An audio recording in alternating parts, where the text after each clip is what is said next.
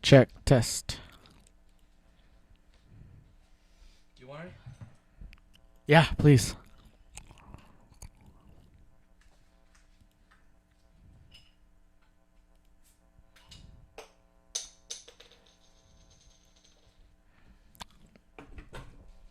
All right.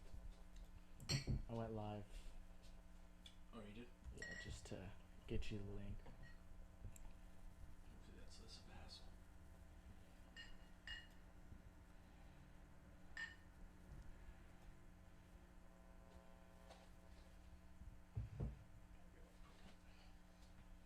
Oh, shit. I'm logged in as you because I'm under your YouTube, so you're going to email yourself. Laker Film Room. That's the link to the YouTube. Go live on Mixler and try to get that link as well. What's up, everybody? I don't know if anyone's here, but hello. So should I include the YouTube Live link then? Yeah. In the post Yeah. that we have? Okay. Oh, so I don't really even need the instructions and stuff, right? For, No. like how to sync. Because they can go to YouTube Got and it. just pause it. Perfect. And so you just emailed that To you. to me from me. What's up, y'all? What's All up? right. What's up? I don't think I have it yet. Try now. Okay.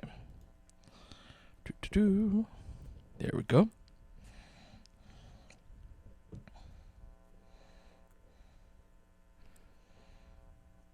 Copy.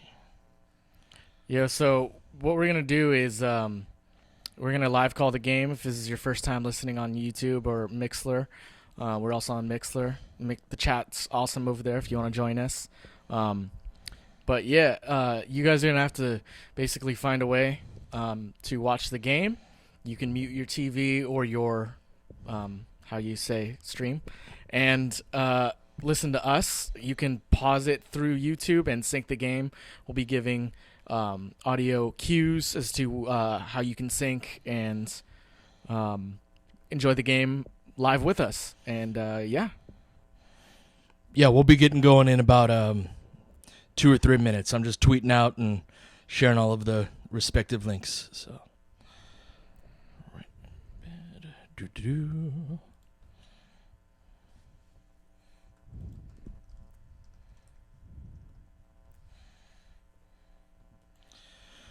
You know, I also saw that we were talking about this on the pod, that the D League has been rebranded as the G League, which is just dope.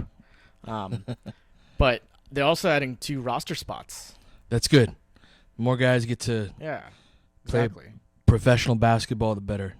Yeah, more competition, you know, more. I mean, people don't realize, but these guys are making 50 to 75 grand a year. That's a great living. Now Basketball. they are. They weren't before the Right. new CBA, but Right. yeah, it's it's really good to see that that change. So It's like- I had the opportunity to to go to a Defenders game a few weeks ago, and I got my first media credential, which was pretty sweet. So the PR guy, and I sat next to Harrison Fagan, which a lot of you guys know, and we chopped it up a bit, had a good time, you know, watching the game. And yeah, I mean, those are dudes that they grind. You know, the team they were playing against is the it was like a matchup of the 2 best teams in the D League, and like they're from like Sioux Falls, South Dakota, and so it's like, imagine how much you love what you do. You know what I mean? To spend, you know, if you're a kid from not that type of climate, to be spending your, you know, so much of your time in Sioux Falls, South Dakota. So Right. I mean, you do get to play basketball. yeah, that's kind of cool, right? And they give you like per diem, obviously, like Yeah. you know, food for the day, money for food, and that's pretty good. But in the new collective bargaining agreement, they negotiated pretty well for those guys. So, all right, everybody, it's 6:00 on the dot. As promised, this is welcome to Laker Film Room Live. We're getting started right now. If this is your first time joining us on YouTube Live or on Mixler, we provide play-by-play real-time analysis of like the different offensive sets that the Lakers run, and to the best of our abilities, what their opponents are running. So it's a little bit different than listening to conventional announcers, and we don't have any commercials, so we encourage whenever you can to give us your questions, right? And we want it to be an interactive type of thing where we're just kind of rapping with each other, when the game isn't on, and then when it is, we're calling it for you and hopefully giving you a better experience of of watching the game. So so thank you very much for joining us tonight. This is a interesting matchup. How do you feel about all that, Tom? About who are you rooting for in this game? Devin Booker is on my fantasy team, so I'm okay if he Traitor makes 6 threes. Look, you can't have all Lakers as a fantasy team. Although I have been bouncing around an idea for that as a fantasy game that we could put on the site where you have to nice. Pick 3 guys a night. Oh, that's not a bad idea. I was bouncing around with some fun advanced fantasy basketball. Is Booker any good fantasy wise? Because he scores in he just has one category. No, he's multiple categories, but he's you have to be punting the right things. Okay. So he's points, threes, free throw percentage, and he'll have games where those strengths are so strong that the 5-6 turnovers are like, I'll take it. He hit 5 threes in the second quarter against the Bucks. Oh yeah, he was nuts. He's the type of guy where he just, when he goes off, he's just bonkers. But yeah. But in a serious answer to your question, this is the only team in the West that is worse than us objectively. Yep. So, I'd like to see the Lakers play above their level instead of play down. Not that they're very far apart, respectively, but playing like you're the better team. There's something to be said for that, going into a game knowing that. So you are still anti-tank at this point of the season. I mean, it's. I don't see it as black and white as that. Okay. I don't think it's as, what happened? What happened was. Yeah. See, what happened was. It's not that black and white to me. Obviously I want them to keep their pick, of course. Right. But playing the right way in these games, if that means that the Lakers are going to get a few more wins when they're playing the right way, developing the guys, giving them experience, I'm okay with those extra wins and that lower chance of getting that pick if that means that those guys were given the opportunity to develop in the remaining games of a basically lost season. You mean you don't want Lou Williams going off for 19 points and playing every minute of the fourth quarter in a win? In a win? No. At the expense of younger players sitting on the bench? No. Yeah, I should hope not. Yeah, I would prefer to see D'Angelo given that situation, sink or swim, and we live with the result. If we get that win, it's a good win. Yeah, no, that's really where I kind of come down on it. It's weird. I totally understand the pro tank crowd, and this is easily the biggest tank game of the year so far. I've just found myself having a really hard time actually, and maybe it's because I'm producing videos about the team and dedicating so much time to creating content and doing these Laker Film Room lives that maybe I'm being a little bit selfish and I want people to listen to the game that we're covering and all that, but heck, man, keeping this pick also means that we keep the 2019 pick. True. There's some big time implications to this, and you can get LaMelo Ball. Right, right. And I'm just having a hard time with my heart is really not interested in the tank this year, even though my head is like they need to keep this pick, you dummy, Sure, but even, we talked about this too. Even if they locked into the second spot, which they're pretty close to right now, or they are the second spot, but no, they're in the third spot. Third spot behind with the Suns. Phoenix, right? But even let's say the Lakers lose tonight and Phoenix ends up surpassing them, they still have just a barely hedge over a coin flip. I think it's 55.9% chance. Yeah, it's 55-8 versus 46-9. And the difference there is significant, but that's what I've been telling myself too. It's not a huge and that's the thing is that if it was. Brooklyn's too far away to catch for the worst record, right? So the best case scenario for the Lakers. You made it sound good there. They're too far away to catch. Yeah. So they're yeah, so the best case scenario is just really just a little bit beyond a coin flip's chance. So that's why I don't think that like if you told me the Lakers were guaranteed to keep their pick if they could get to the second worst record, I mean, it's a no-brainer at that point. But if you're telling me it's the difference between, like, say, a 55% chance and even, I think the fourth best is like a 37% chance if you have the fourth worst record. Right. 18% is significant, but is it like intentionally lose games? And that's not really how coaches or players are definitely not going to operate like that.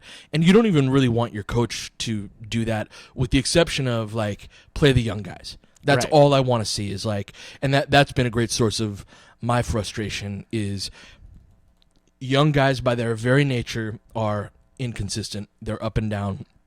They're whether it's energy level or their performance. Like and Sure. I think that learning how to work through that is a process that all young players go through. And the younger you draft them, the more that's going to be the case. You know, like Sure. Against Milwaukee, for example, Luke took Ingram out because he was getting kind of beat up by Giannis, and I want Ingram to get beat up by Giannis. If Oh, hell yeah. you know, like that's great experience, and I mean, it's not like we didn't stop him from scoring 40 anyway, Right. but like let him go through those wars, those battles, so that we can win the war down the line. You know, Absolutely. and so but we're still not seeing that from the minutes distribution, and you know, got the trade deadline coming up, and you know, this is the first time I can ever remember feeling like the Lakers will make a trade at the trade deadline. I always, you know, we always love to talk about, you know, trade movement, you know, but very rarely does it happen. But this is a time where I think the new CBA is going to mean that you're going to see more player movement by trade because guys are less inclined to leave a whole crap load of money on the table, you know, especially the upper tier guys. So I think what you're going to see is like those guys are going to try and force trades to the places they want to be and then sign those big extensions. Agreed. You bring a couple points that I think are great for longer discussions about, you know, the NFL doesn't have a lottery. You know, a lot of other professional sports leagues don't have this kind of anti-incentive to tanking. And you could say, you know, the NFL, like one guy's not going to win you a championship, right? There's 11 guys on the field at all times. Right. NBA, I think goes the same way. You can't win a championship with one guy. But I think one guy gets you further than any other sport. No question. But to say, like, I guess the bigger question is the game's about to start now. They're showing starting lineups, but briefly, is the lottery worth not, like, teams are still tanking, so should they be rewarded for being that bad by getting an automatic first overall pick? Yeah, that's something I think they need to change it, but they voted against changing it. Yeah. I think they need to make it the odds less stacked in favor of the worst teams. Right. Right. So More that balance. Yeah, so like you don't have, you know, as it stands, if you have the worst record, you have a 25% chance of keeping the first pick. And I think that if they were to distribute the odds a little bit differently, and say knock that in half to like 12.5%, 1 in 8 chance, you know, I think that disincentivizes it. The way they used to do it is that I believe everybody had this, or no, they didn't. Not everybody didn't have the same chance, but it was much closer. Like they were much closer together, and I wouldn't mind a move back to that.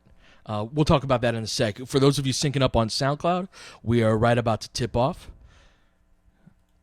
I'm going to count you in so you can sync up. Thanks, everyone, for joining us. 3, 2, 1, tip off. Lakers win the tip. D'Angelo collects the ball on the right-hand sideline. Moves the ball over to Tarek.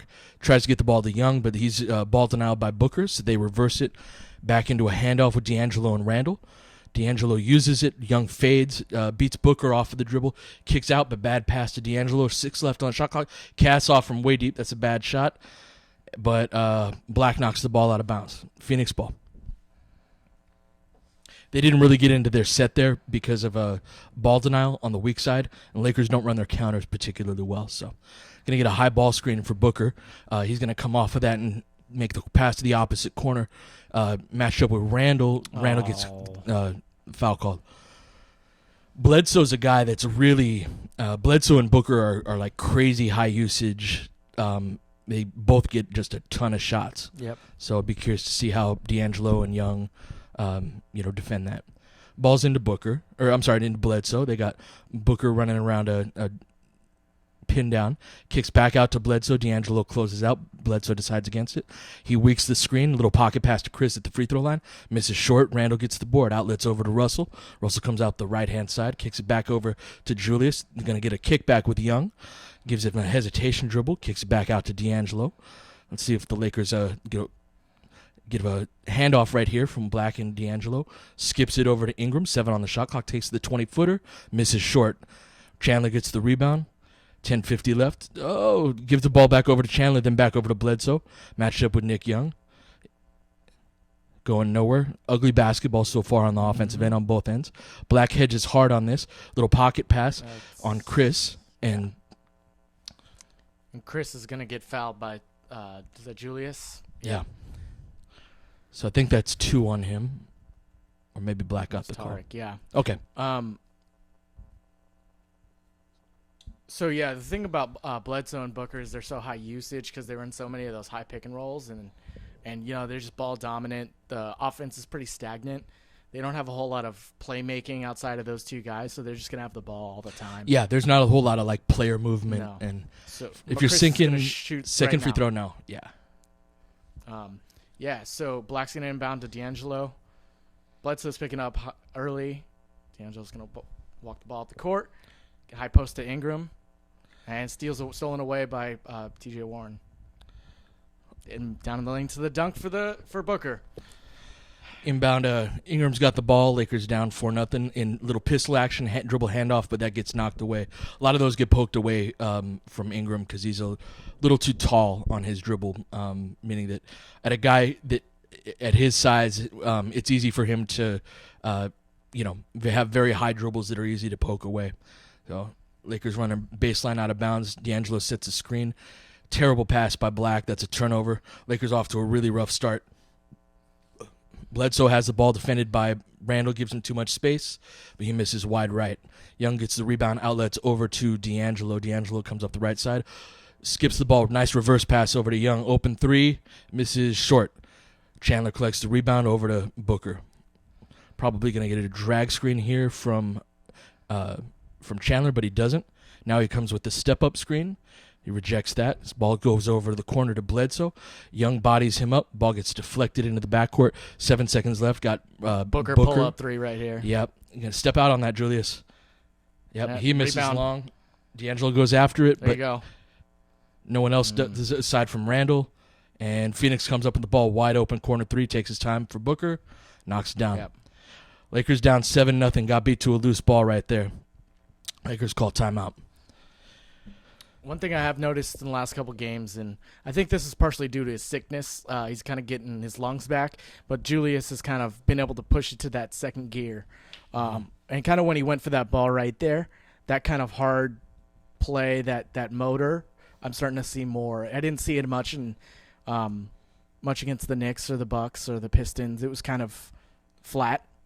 Yeah, no, he's a guy who's, just like we talk a lot about with D'Angelo, he's a guy who's energy level kind of waxes and wanes. Yeah, and that's been our frustration with him, right? Especially on the defensive end. Is just we always talk about his on-off switch, and it's when he gets the ball, it seems like he's suddenly on, right? He charges to the basket and barrels in like he does. But on defense, when he's meant to tag a guy, he's his knees aren't bent, his hips aren't lowered. He's just kind of statuesque and watches the play develop in front of him. Yeah, he's definitely capable of more, and as is D'Angelo. Right. That's something that I think that so far I think this is less energy level per se, and I keep a closer eye on those two because they're more important, and I think Ingram's skill level is not there or even close to being there. But you can pretty much rely on Ingram to be the same guy every night, if that makes sense. Yes. In terms of the effort level and just the personality that he gives on the court. So while I keep a closer eye on D'Angelo and Randall for that sort of thing, I think that in this instance, it's actually surprisingly, I think Black has been a bit low energy, and Nick Young, I thought, had an opportunity at that loose ball that he wasn't able to get after. Yeah. So be curious to see if Luke's had a really short leash with these guys. I'm curious if he lets them work through it.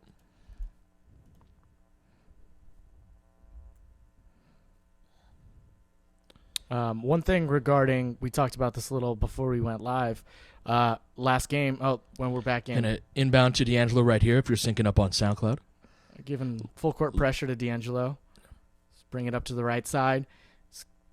Get Tarek Black, and then Young gets it on the left wing. Going to get a cross screen for Ingram right there into a post up. And that's going to be into a ball screen. That's their play one down. Nice little bounce pass, drop off pass to Black. Julius tries to follow it up, but doesn't get it. Julius gets the offensive rebound, though, surrounded by 3 Suns, draws a foul. Good motor tonight. That's what I like to see. Yep. So, yeah, that was a play. There's a one down that they usually run for D'Angelo to get a post up, but they ran that for Ingram that time. They'll set a little cross screen and get Ingram coming from the weak side to the strong side into the post. And then that variation, that will turn into a ball screen out of the post. That's actually one of my favorite plays that they run. Down? Yeah. There's 2 plays, one down and down one. But this one's one down for the post up. Yeah.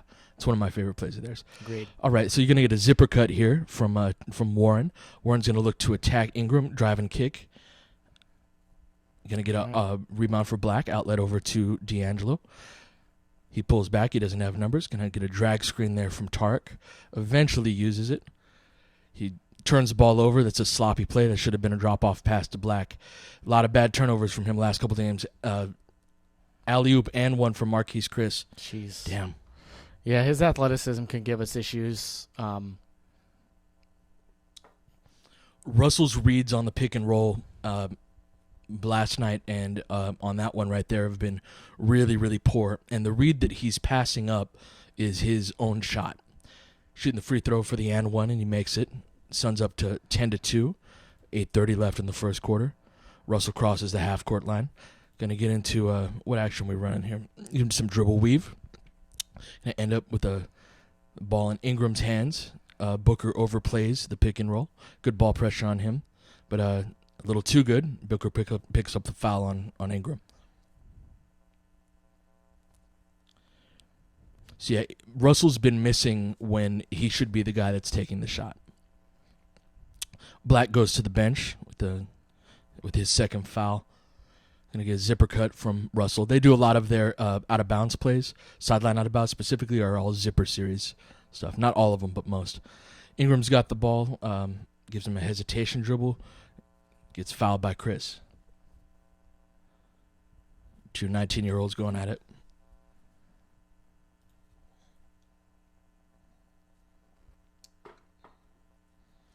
Come on, Lakers. Russell zipper cuts, Lord. and Ingram throws the ball right to Bledsoe. Lakers have not shown up. Good D. Good contest by Russell, but no one runs back. It's 12-2, and Lakers are just going through the motions. Yeah, this offense is stagnant. They don't know what they're doing. Yep. Just a high ball screen from Zubats. Nice pocket pass. Gets it back over to Russell. Nothing doing there. He attacks. Lets Bledsoe sort of fly by and knocks down the mid-range jumper at the elbow. Good to see him make, and more importantly, take that. I'd rather see him go, 5 for 17 than, Right. 1 for 3. There's been too much of that. Good. Russell gets a steal, gets Booker caught in Trailer. the air. Got a dump-off pass to Young. Gonna get the layup. Nice job, guys. Let's get back into this, fellas. Bledsoe brings the ball across half court. Defended by Russell. Horn set here from Phoenix. Young is overplaying, so Booker's going to pop out the other side, curls around the down screen. Nicely run. Well-executed play. Lakers don't hedge those particularly well, so those are usually open shots for teams. Lakers come up, run a delay, so Russell's going to set a down screen, and then cut over to the weak side post. Now the strong side. There's a baseline little fadeaway. That's a tough shot. That's a bad shot. Suns get the rebound. They're off and running. I don't know what's up with the Lakers' transition defense right now, but this is not acceptable. Way too many guys not getting back. Lakers down 16-6, 6:38 left in the first quarter. And then very slow in getting into their sets, too. Just quick post up. D'Angelo open at the top of the three, but he misses long. Shots flat. Outlet over to Booker. Defended by Young. Quick post up there for Chris. Gives a jab step to Randall. Kicks back out to Bledsoe. Defended by Young. Jab step for him. He pulls up for three. Makes that. Lakers down 13, 19-6. Oh, boy. And it's just like that energy, that passion that it's not coming across right now with some of these guys. Definitely not. Let's get some zipper series here from. Gonna get a quick post up for Zubats.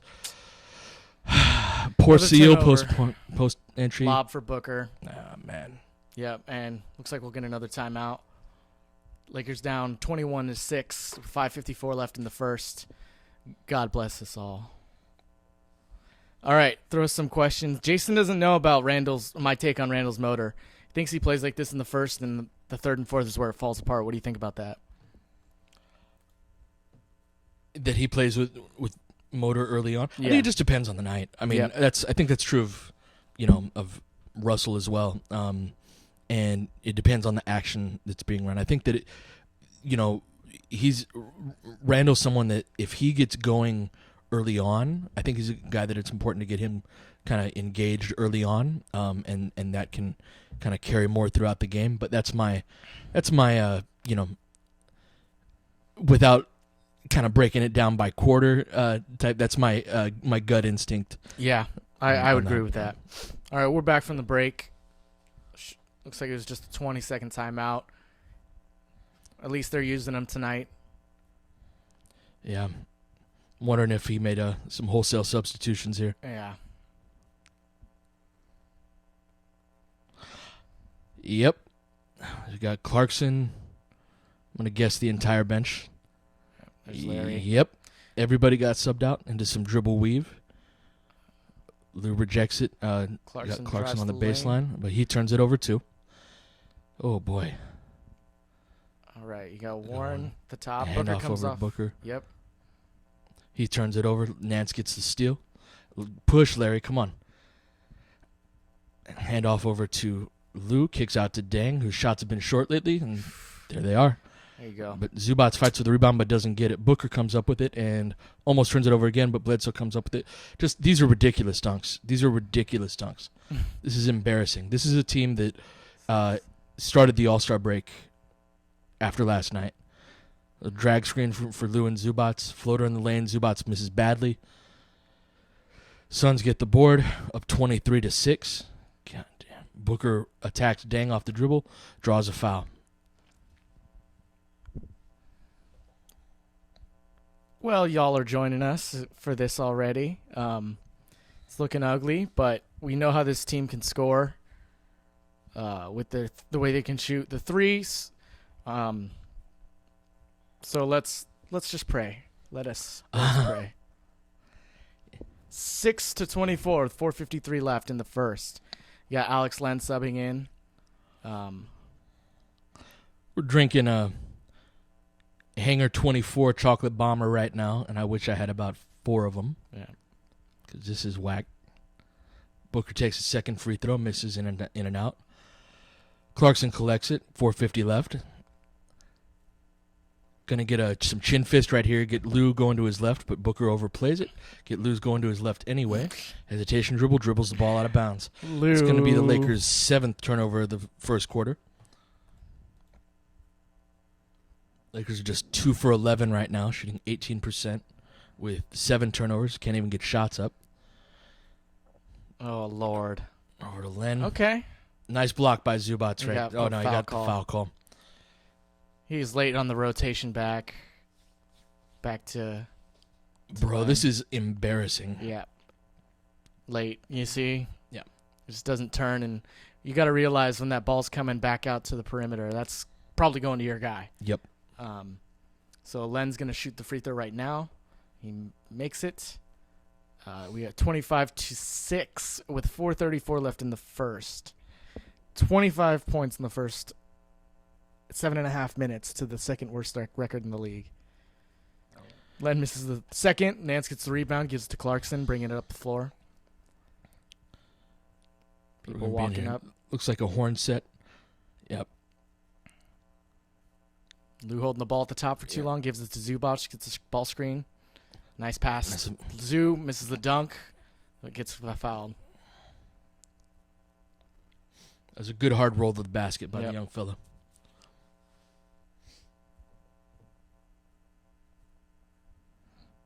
People are telling us the other alcoholic beverages they are drinking at this moment. Yeah, in the chat. Oh, please. This is better discussion than this freaking game is. So please share any. Tom is a very experienced bartender. Yes. So, like, not just in the way that we all are, Beer but actually, tender. But actually has worked many years as a bartender. So he's the right guy to talk to if you need beer recommendations. He's your man. All right, Bledsoe gets the ball, is dribbling up the left side of the court. He's going to give it to Chris. He's going to hand off to P.J. Tucker, moving the ball nicely. Back to cut for Bledsoe, but just off his fingertips. You could just tell by the way the Suns are moving the ball, moving the players. They're not doing great things, but just doing things. This is just a total discrepancy in engagement. Like the All-Star break, they've got, there's 9 days off after this. So, this is a team in the Lakers that's checked out, and it's insulting. Okay. 8 seconds left. Lou goes right down the middle and misses. Holy cow. That's this game for you. Booker gets the rebound, pushes ahead, almost turns the ball over again, but he ends up wide open, matched up with Nance, pulls back on him, calling for the step-up screen, and have Zubac's hedge on that. Nance contests. Zubac misses that, but Booker misses that, but Chris gets the put back for the dunk. 27-8, 3:20 left. Lakers aren't even really running offense. Dump off over to Zubac, he misses. This isn't even organized basketball for the most part. Kicks over to Bledsoe. Zubac fights for the rebound, skips over to Lou, up to Clarkson. He's going to pull up for three. Jeez, doesn't even hit the rim. And it's such a bad miss, it caroms off the shoulder of one of the Suns. Yeah, this is a team-wide breakdown here. About to go to commercial break. Lakers down 27-8 with 2:59 left in the first. All right.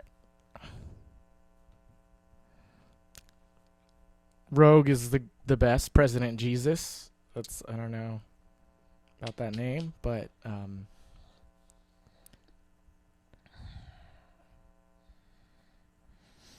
dude, this is yeah. I just right. feel like sitting here in silence, but that's terrible. It's bad radio. All right. Lou Williams, we trading him or no? I think so.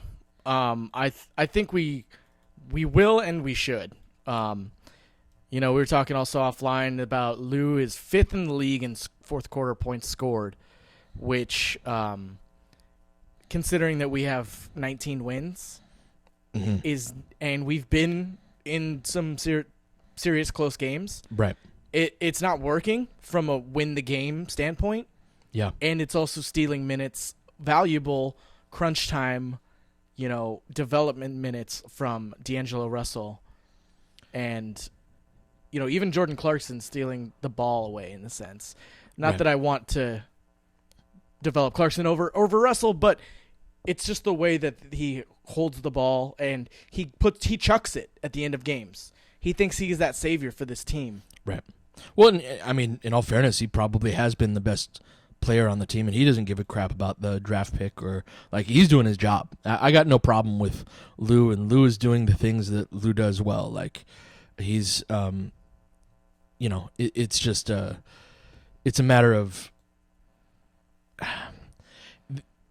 what are we trying to accomplish? Yep, that's what it comes down to. What are we trying to accomplish here, right? And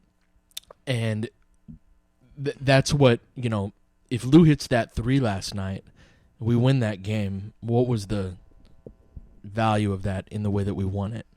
We're coming back from break. Got Luol Deng inbounding right now to Zubac. Over to Nance. Gonna get that seal they try to get that post steal for Dang, barely gets it through. He makes a little Risky. floater. They've been running that play their corner series more frequently, where Dang gets kind of this post seal right underneath the basket. So getting some motion weak from the Suns right here. Get a little pick and pop, nice jumper from Alex Len. Lakers down 29-10. Damn. Step up screen from Zubats. Sets an illegal screen there. That's a good call. 10 points, dog. Yeah. All right. Ball inbounded. Some more motion weak here from the Suns because that was super easy last time. Get the zipper cut from Len, and now it's going to be a pick and pop with Dudley right here. He misses. Dan gets the rebound over to Clarkson, crossing half court. Quick post up into Zubats. Nice little pass to Nance. Good nice passing. Good passing. Good ball movement at least. But Dang mixes the lefty layup. Ball pushed ahead up to the free throw line. Kicked ahead to a wide open Dudley again. He misses short again. But Len with the tap back. Lakers just getting outworked at every turn here. Over to Booker and get the ball back over to Knight. Get that high ball screen. They're going to try and pop Booker right here, and they do. Ball goes right through Lou's hands. Booker makes the three. Holy cow. Well, Suns are running good action. I'm at least part of my basketball geek is being scratched. You're like comforted that the Suns can run good offense and win games. Yeah, right. That might bode well for tank efforts going forward. Clarkson attacks the closeout, skips over to Nance, then back over to Clarkson. Nothing doing. 5 seconds left on the shot clock. Good defense by Knight, but he fouls him. Yeah. Got bailed out there. Yeah, shouldn't have reached him. 32-10.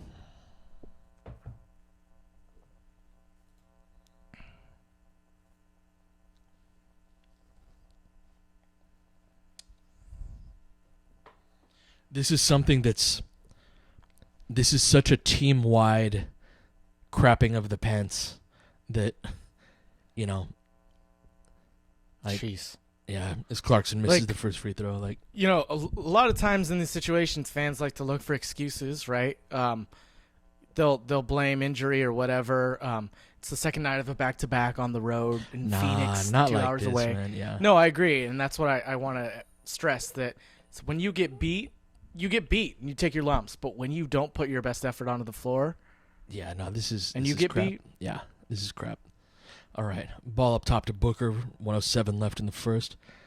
Swing the ball over to Dudley. They're running all of the action off of the ball that they want to. This is how it looks in practice. When you're practicing your offense. Get a corner three from Knight. He's gonna miss. Len gets the rebound. Yeah, when you're running your 5-on-0 type stuff, this is what it looks like. Zubats gets the deflection, but they get another loose ball into Len. He shoots it was a good defensive possession. Clarkson crosses half court, 37 seconds left. Booker overplays. That should be a pocket pass, and it is. Gets it over to Zubats, in and out. He gets his own rebound, puts it back up. Good follow-up by the kid. Lakers down 32-13. They haven't put the points on the board yet. They give points to the Suns because they're used to that. Oh, man. 10 seconds left in the shot clock. Yeah, Phoenix is going to run probably a Ram screen the screener. Yep, right here. And for Len, nice little pocket pass. He skips it to the wrong spot.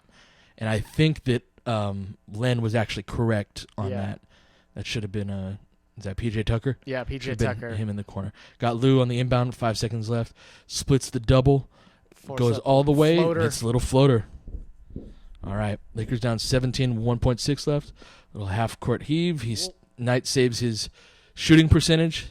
And we go into the second quarter with the Lakers down 32 for the Suns to 15 for the Lakers. Oy vey. All right, let's talk about something else. So we were talking about Lou Williams, yeah. Whether he should be traded or if he should be traded. Now, I've been thinking a little bit about what Darius said on a pod about he mentioned a campaign trade. I think that's a little ambitious. I don't think OKC's going to give up campaign that easily. Oh, right. Cameron Payne. I'm looking at Washington. Yeah, that's one that comes makes up in my mentions a lot. the right. most sense from a team and a asset, like, to put together a deal for. Yeah. So for me, I'd be looking at possibly Kelly Oubre Jr. I don't think you can get him for You don't think so? I don't think so. But if they max Otto Porter, I think they might be willing. And this is a decision it's hard for them to make now, Sure. whether or not they're willing to max Otto this summer. But Right. if they do, I think it makes moving on from Kelly Oubre.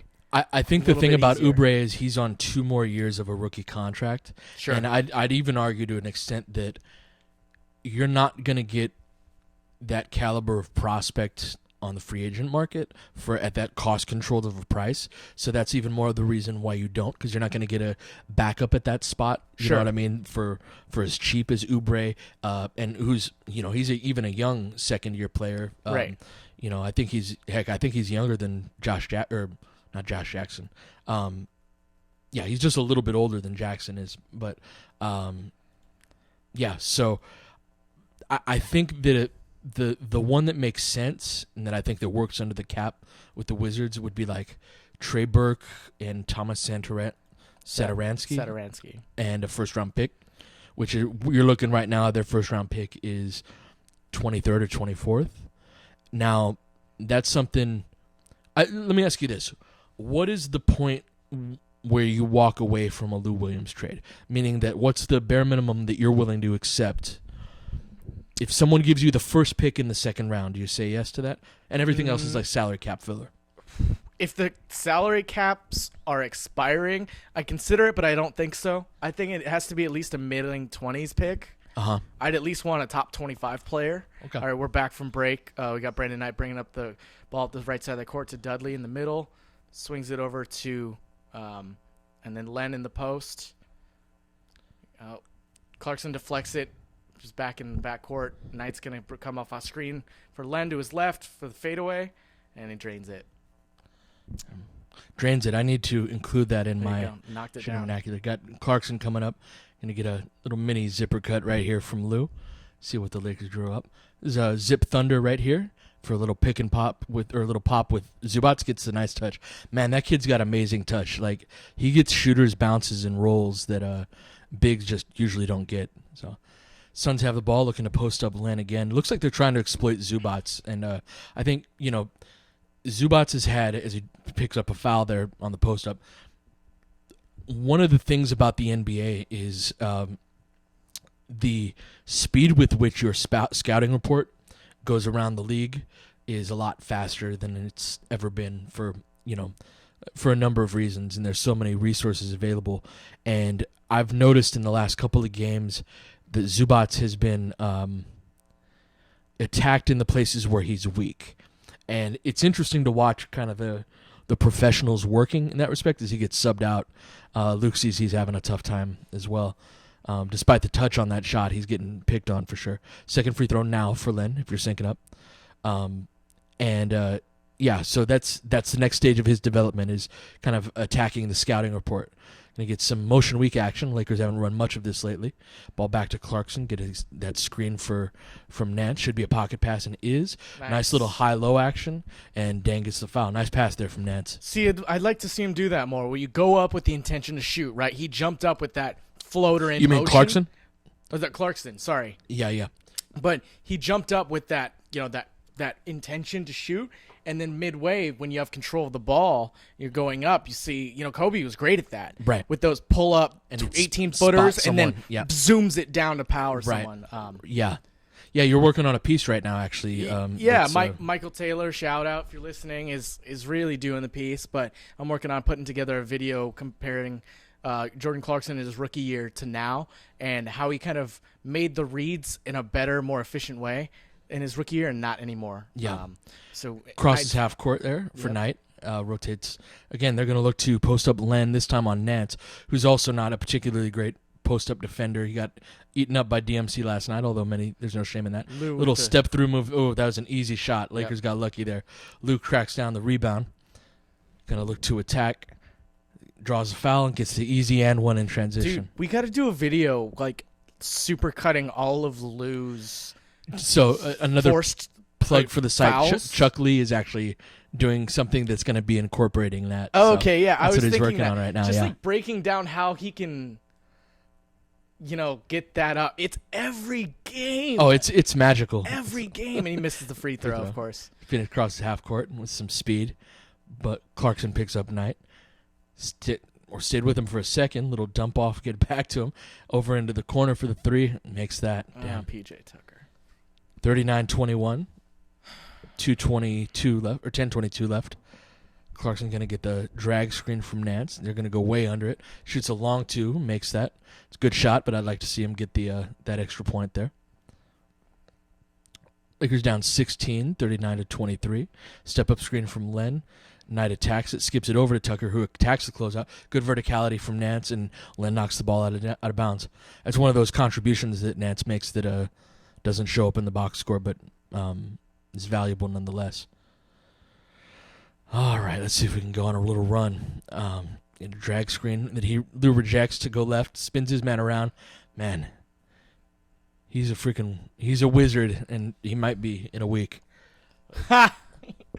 That was horrible. It wasn't even. I know it was just on the fly. I apologize to the 15 people who are listening now after the crappy Lakers start. No, Yeah.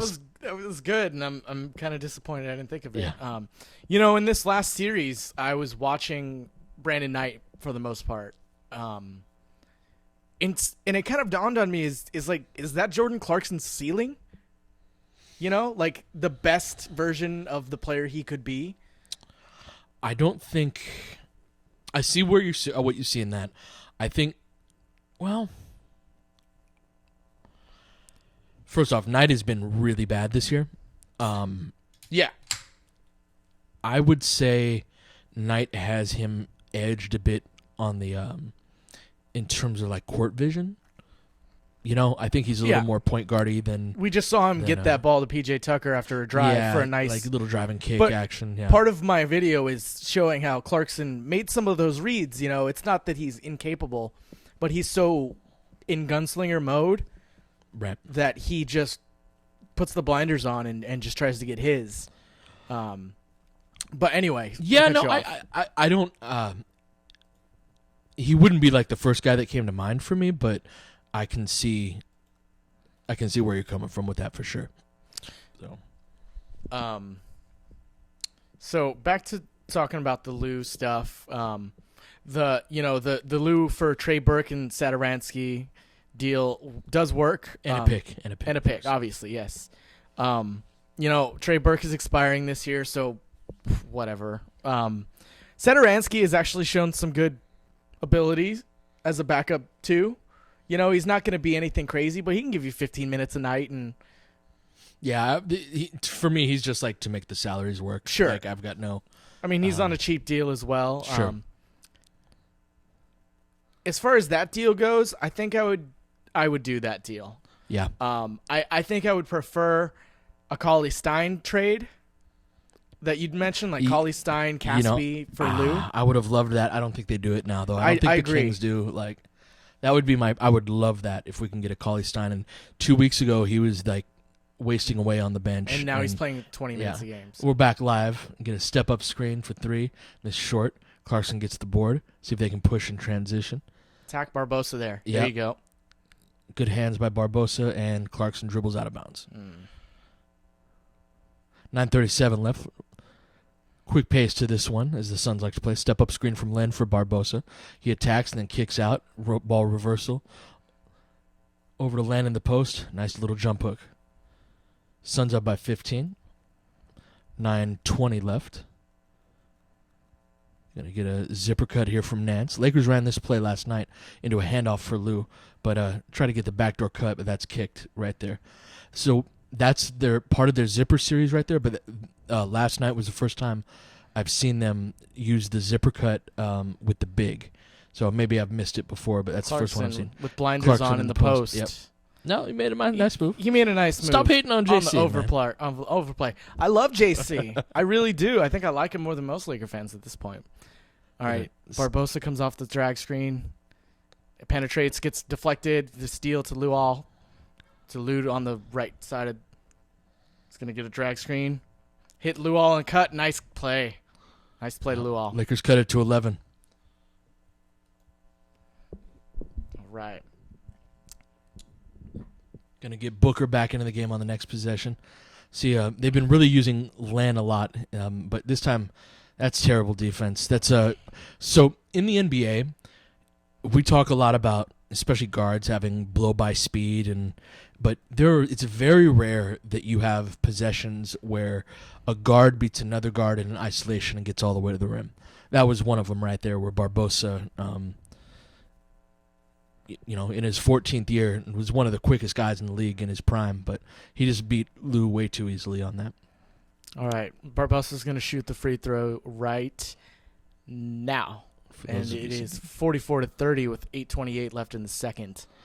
All right, Clarkson bringing the ball up, running that point guard position. See what the Lakers run right here. Going to get some chin fist right here to get Lou going left. He hits Nance on the roll. Nice guys. Reversal over to Deng. Gets a wide open shot, but he misses left. He's missed way too many open threes this year. Suns get the board, cross half court, get a drag screen with Len. And it's going to be a foul on the floor.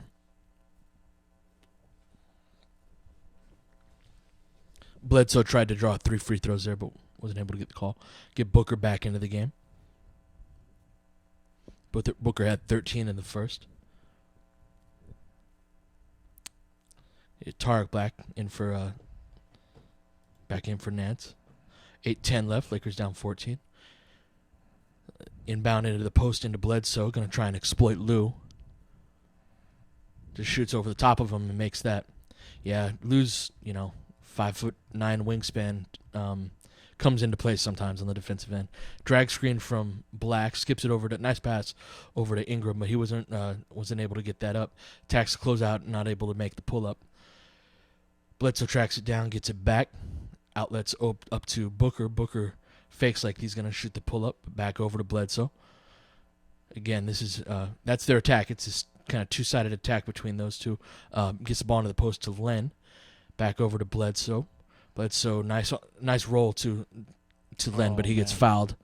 Going to the line to shoot 2. If you got any questions, send them our way. I know there's been an ugly one so far, but we're definitely down to talk whatever big picture Lakers stuff you want to talk about. All right, Len makes the first free throw. It's 7:28 left in the second.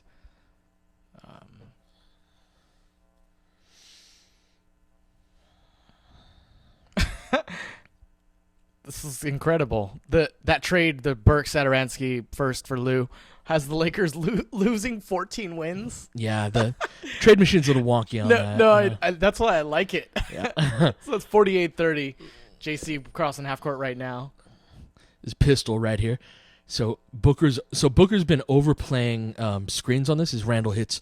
So Lakers got to get quick into their counters. It's actually easy to beat, but the Lakers just have to be able to read it and get into their counter, and they'll be all right. There you go, Brandon. Ingram the steal. Get the steal on the back cut. Court. A little lazy pass, but gets it back up to JC. Defended by Dudley, but JC travels, and he's pissed. He's trying. Did he pick up his pivot foot? I don't know. I didn't think so. Yeah. And neither does JC, but it doesn't matter. They've got the ball back inbound as the Spectrum is showing the replay. And the Suns, I think, scored, but yeah, before they even got back to the feed. So we didn't see that one. Sorry, folks. Lou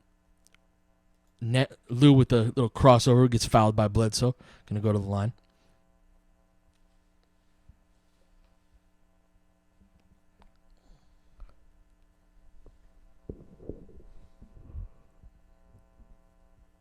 Ugh. 50-32, 6:48 left in the second. We're gonna get a couple of free throws right here from Lou Williams. Excuse me. Put up a chyron that said Lou has attempted the most free throws of any reserve. Go figure. Get Russell back in the game here. 6:48 left in the second. Lakers down 17. Lou shooting a second free throw right now. If you're syncing on SoundCloud, makes that. See if the Lakers can cut this within a single as you chortle and laughter. Yeah, probably unlikely, but see what they're running here. Yeah, they're getting some high-low action they're really going to land in this, but he misses long. D'Angelo gets the rebound. Nice outlet to Lou. Should be a quick shot, and it is. Lou has a hard time like catching and shooting. In the Laker transition defense, I don't know where everybody is, but as Booker travels on the offensive rebound, but the Laker weak side is, so usually you want to, as we got a Sun player holding his tailbone here, when dribble penetration happens on one end, you're going to have, especially if it's from the top on the offensive end, you want your weak side guys to rotate up. That's called the safety man. Right. And so the Lakers are giving up a lot of odd number fast breaks, 3-on-2s, 4-on-3s, in situations where you're normally not supposed to be. And right. I'm going to try and keep a closer eye on that to see exactly what's the cause of that. We're going to go to commercial break right now. I can't tell who it is, but one of the Suns is down. It's PJ Tucker. PJ Tucker? All right. Yeah. So, yeah, Suns down. So, Suns are a team not unlike the Lakers in some ways, you know. Sure. Their middling success of the last 5 years since, Nash left. I loved the team with Isaiah Thomas, And Goran Dragic, Dragic, yeah. and Bledsoe. Yeah. You can say what you want about it making sense and making, a successful team. Maybe they were not, but, and I think Boston's doing this to an extent. They've been playing Smart, Bradley, and Isaiah at moments. Yeah. So going to a super small 3-guard lineup with guys who can rebound and shoot at the other two spots. That's something that you're allowed. Marcus Smart physically can totally defend small forwards. Yeah. There's no reason he can't. And Bradley's a great defender too. Right. Yeah. If you can hide Isaiah on the weak Sure. link there. Sure. We're back in play. Ball inbounded to Russell. See what the Lakers drew up right there. This is going to be. Let's see, just quick post up for Randall in some two-man game. Going to get a split cut from Russell. Randall drives left, but Dudley is overplaying him that way, so he goes back to right. Shoots a wild flip shot, gets his own offensive rebound. Russell skips the ball back over to Young for the 3, and he makes that. Right. Lakers down just 13 with 6 minutes left. Swish Bledsoe off on, and then now Russell on to Booker. Good closeout by Randall right there. Nice to see that. Go. And Ingram gets the offensive rebound. Beautiful pass. Beautiful pass by Russell, but Black gets fouled on that. I will say, the bar is freaking low, but as we go to timeout after the 6-minute mark, get the TV timeout, Russell's energy level is a lot better in this game. Even in that first stint, he made some bad play. It's interesting. He had a little stretch between Denver and even the Knicks game where he didn't shoot the ball that much, but in that Knicks game, but I thought he read the defense beautifully. But he had a stretch of 4 or 5 games where he made the right read a bunch of times. Now he had a lot of turnovers against Washington, Right. but a lot of those were deflections on traps. He doesn't handle traps particularly well.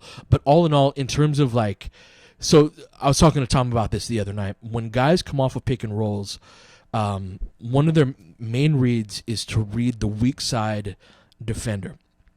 And what you're reading is if he tags the roll man, how hard he tags him, and based on that, are you going to throw the pocket pass or the skip pass right there? But the way that teams have been defending him on the pick and roll is they're going under, or they're not hedging particularly hard on him. And he's so in his head about making the right pass that sometimes in that, now those are the 3 main guys you're going to hit in those situations. Is either the pocket pass, so you hit the roll man with the pocket pass, the skip pass to the weak side wing, or the guy who has the ball. Now the other 2 guys do come into play, but they are the 4th and 5th options on most pick and rolls. So in the case of Russell, defenses have started to take away the roll man and the weak side wing and have been like, hey, you beat us on this pick and roll. And he's not reading it. And so that's what you've seen the uptick in turnovers the last couple of games, is that he's passing the ball when he should be shooting it. Yep. And he's gotten good looks recently. He's gotten some harsh floaters that haven't landed, and he's rushing those. Yeah. I watched a bit of the Houston game, like the first game of the year, and just he's a different guy right now in terms of just his swag. You know what I mean? Just like kind of the snap to his game. I don't know if it's the knee.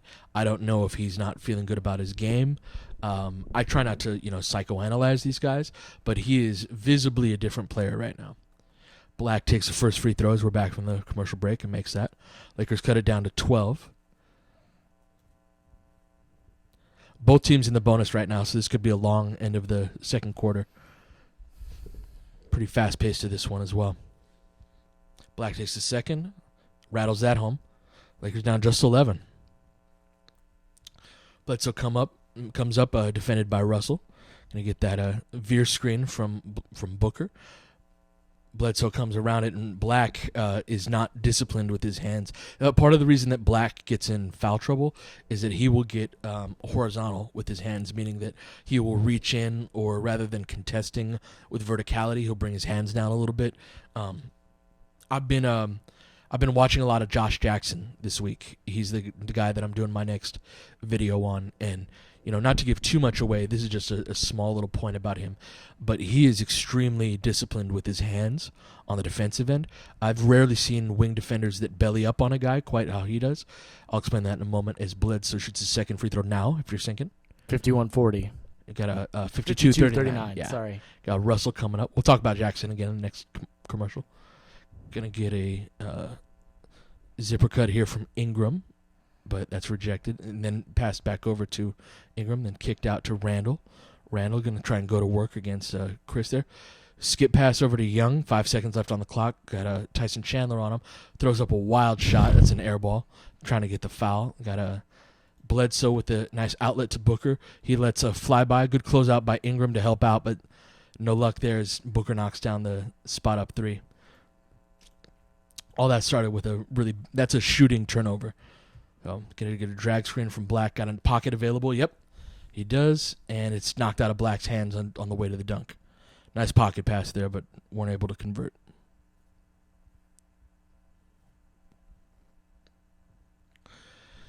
All right, Lakers down 16 again. Little inbound handoff to Russell. That's the type of shot he has to shoot. He misses that way too long. His feet were way too close together, and yeah. He's not getting a solid base under his jumper. So kick that out to Booker. Back over to Bledsoe up top with 12 seconds left. Step up screen from Chris. Booker tries to draw the foul, but get the Lakers in transition. Got Julius. Kicks out to Russell. Oh. Jeez. Yeah, see, he's just all over the place. Misses that badly off the backboard. Over to Booker, making him look bad right now. Oh, boy, the message boards are going to be fun tonight. They're blown up in our message board right now. Oh, I bet they are. Get a step-up screen from Randall right here. Nice little fist-down exit. Young misses. Lakers down 19 with 4 minutes left. Bledsoe, little kick back over to Booker. Booker back over to Bledsoe. Defended by Ingram. A little isolation situation. Then Chris comes over for the screen. Lakers switch that. Now they got Ingram in the post against Chris. I'm okay with that. I'm interested in this matchup. Yeah. He's going to try to overpower him. Held his ground. Yeah, then gets fouled on the offensive rebound attempt. Ingram stopped like they called him for a foul. Yeah, they just gave up way too easily on that. Yeah. That initial defense was good and forced a hard shot. Chris gets the ball back with 1 second left. You just crowd him, and stand up straight. Chris is going to get 2 free throws. He's got 9 points, 5 rebounds. Shoots the free throw now, and he misses it. 58-39 with 3:38 left in the second. Nance is going to enter the game for Tarek Black. He's going to shift Randall and Nance playing, which is what we'd like to see. Yeah. We don't see a lot of that. We talk about that in the pod. There's four fouls for Black there. Wow. Scorekeeper having a tough night. Gave the Lakers that point. It's going to be motion weak. Back over to Russell. Get a step-up screen from Nance. Nice skip pass over to Ingram. Got to shoot that. Got to have your feet ready for that, but he didn't. Racks to his left. Ooh. Good verticality, but finishes over the Took top the of contact. yeah. But the Suns are just running it down the Lakers' throat right now. Like their outlets, they're getting, into their positions with, 21 seconds left on the shot clock. Run a little delay right here. So Booker's going to set that down screen. Passed over to, and then see, this is wide open. That's the Lakers get lucky, but What are get you beat guys to doing? the. Yeah, this is actually, I complimented him on it earlier, but Ingram's had a really, really poor effort in this game. Julius goes down the middle, gets Russell over in the corner. Good luck. It's a good look, had his feet nice and quiet, makes the spot up three. I actually think Ingram's been pretty bad the last 4 games. Yeah. He's just been a complete non-factor. Yeah. But Booker's just dribbling it away at the top of the key. There's a Past horn the set. Bledsoe. Horn set for them. He rejects Good the job. screen. Good job weakening that screen, but And that's, TJ Warren just... that's either Nance or Ingram right there, completely lost. Oh, boy. 61-44, 2:20 left. Drag screen. Russell shoots the pull-up, misses short. And again, you see him, flaring out his foot on that unnecessarily.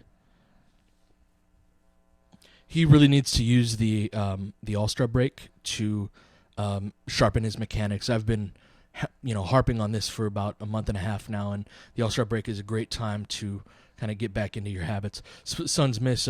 Russell gets a rebound. Lakers have a 4-on-3. Nice pass over to Ingram, but Lakers don't take advantage. Back up top to Randall. Takes a little pull-up jumper, and he knocks it down at the top of the key. His jumpers looked good the last few games. Yeah. All right, Bledsoe's going to walk the ball up the court, crossing half court now. You're going to reverse that Iverson cutting into Lord. a dunk right here. Yep.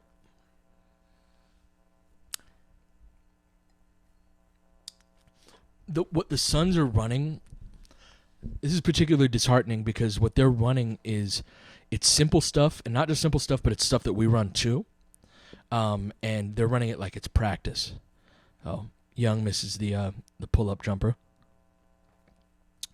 Little outlet.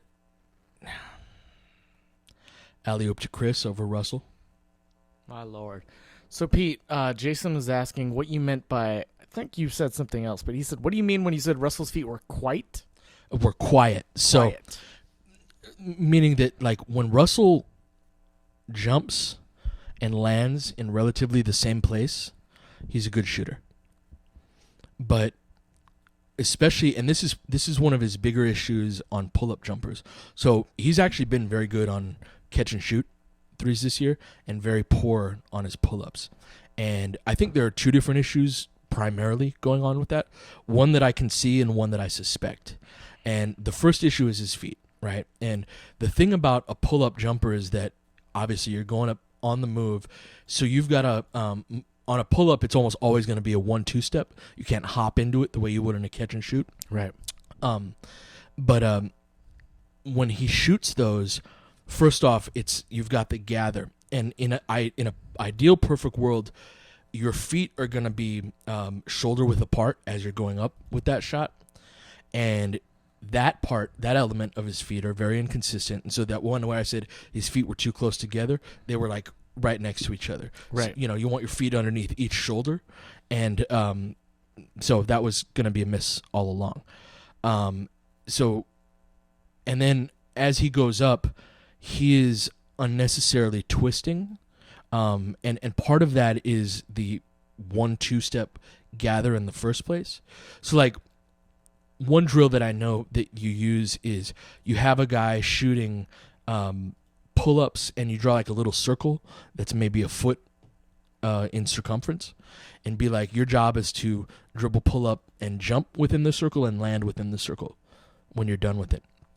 And so with that 1-2 step that he's using to get into it, he's either over pivoting or under pivoting, and it's twisting his hips either left or not enough to get squared up.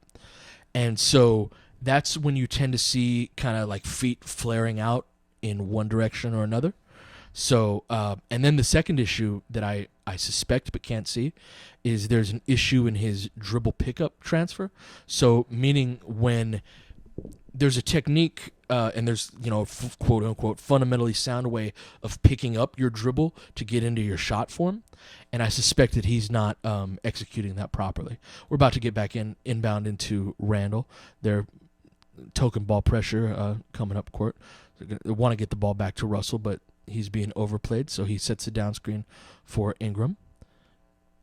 Get the Iverson cut for Russell. Lakers a bit out of sorts on that counter. Skip it over. One more.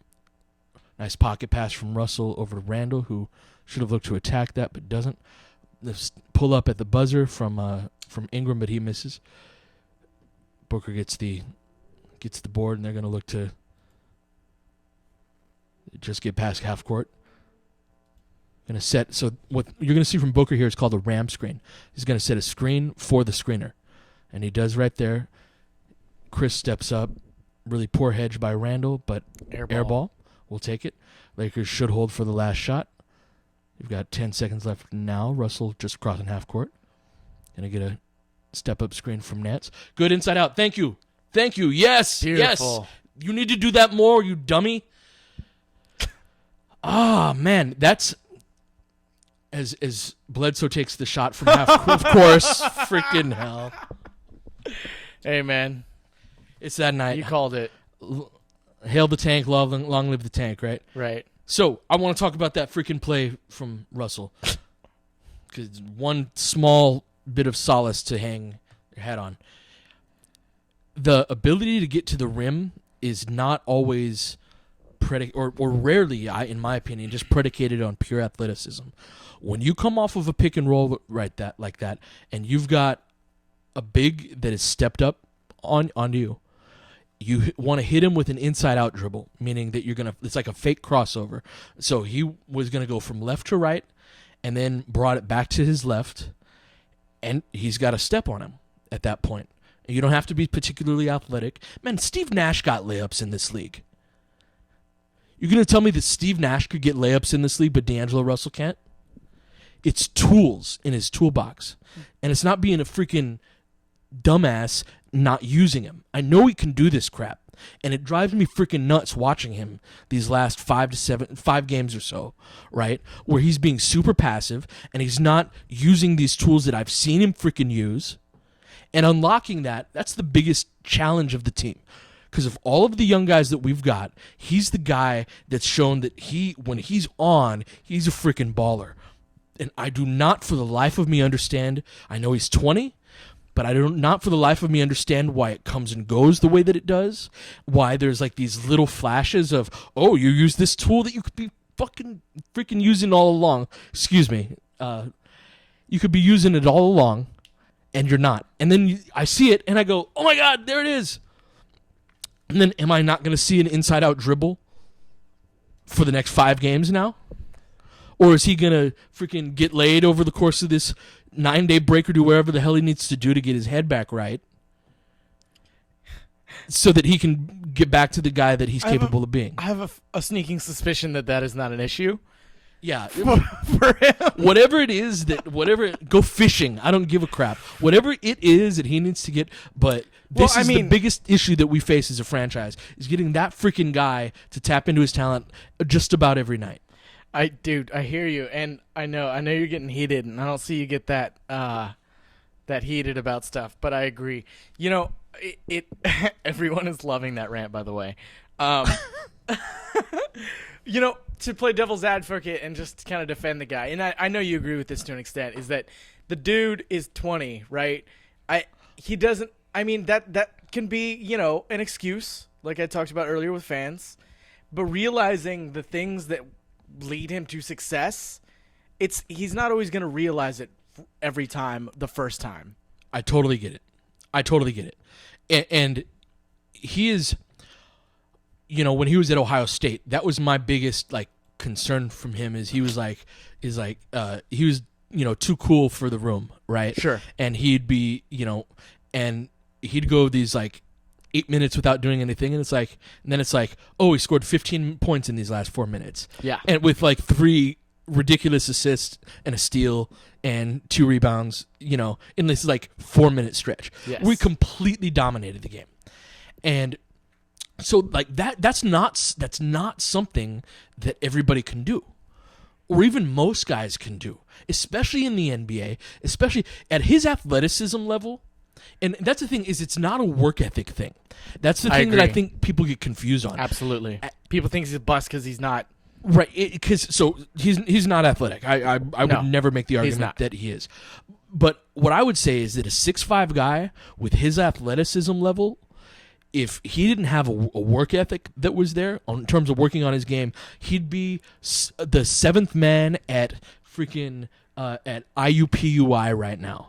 Or at Liberty College, at some like mid-major in college. He'd be a junior coming off the bench playing 15 minutes a game in college. So like he has an advanced skill level, right?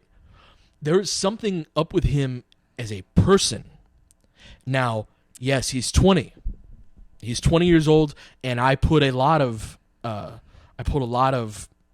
stock in that, right? But that needs to be fixed and tapped into in terms of like what it is that's there. He went 1 for 2 in a game. How does D'Angelo Russell take 2 freaking shots in a game? Maybe he's trying to redefine himself, or he knows he can score at any time and is trying to score any time. Yeah, like that's fair. the thing. That's so fair. I'm watching this dickhead Devin Booker put up 21 or whatever it is in this, and like Devin Booker is obviously better than D'Angelo, right? Devin Booker. The thing that Devin Booker knows who he is, and this is more who he's gonna be than. Like, he's closer to who he's going to be, despite being younger, than Russell's going to be, because he has less responsibility. Devin Booker's job has been to score, and it was to score last year when he played, and it's going to be to continue to score as he gets older, right? He has some ball handling responsibilities that he shares with Eric Bledsoe. Right. But it's more simple reads off of this is pin like downs and stuff. A lot of their stuff that they're doing against us, like, yeah, we run the same type of stuff, but it's less sophisticated offense. Now, it's better offense right now because you've got players like a guy like D'Antoni, for example, can come into a team and they're better right away because the stuff's simple. It's good. It's simple. Right. But it also might not be the things that win you important 7-game series in the long run. But in a guy like Booker's case, the thing and Booker is an incredible scorer, one of the best scorers I've ever seen at his age. He's also really bad at a number of things, and that's why the analytics are not particularly complimentary of Booker, right? But he knows who he is, and he is that guy just about every night. Now, he might go 5 for 20.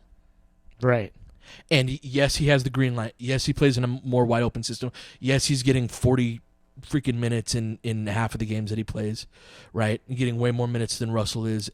And whereas Russell is learning how to run an offense, learning how to navigate defenses, and trying to balance that with his scoring and all of that. But, like, and I don't know how this is fixed, whether it's he's receiving different messages from the front office and the coaching staff, and some people want him to be more of a point guard, some people want him to be more of himself. I'm very much of the mind, whether it's basketball or in life, is be good at who you are. Get better at who you are. Don't try to be someone else's version of who you are. Be who you are, and then just get better at it. So add to what you are naturally, right? Is there a chance that he's playing this way because the coaches are encouraging him to distribute the ball more, to look for his shot less? Do you think there's a chance that that's the case? Sure. But how did Kobe handle that? Is that fair? Like, Kobe's like the nuclear weapon you fire at someone when they shoot a slingshot at you, right? He's like that nth degree. Not everyone's like Kobe. Of course. But there's an old, and I don't know the coach that you can attribute this quote to, but there's an old saying that I don't want a player that can't do what I tell him, but I also don't want a player who can only do what I tell him. Sure. And that's the thing, players are way more valuable than coaches are. way, way, way more valuable, and what they bring to the table is way more valuable. And you will never meet anybody that's more into the X's and O's crap than I am. Of course. Right? And like, it's not. I love it. It's fun.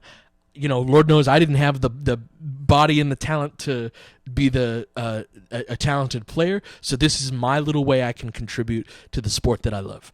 But I know that it's not nearly, and you'll never hear me being like, "Oh, Russell Westbrook needs to really play within the system." Shut up, man.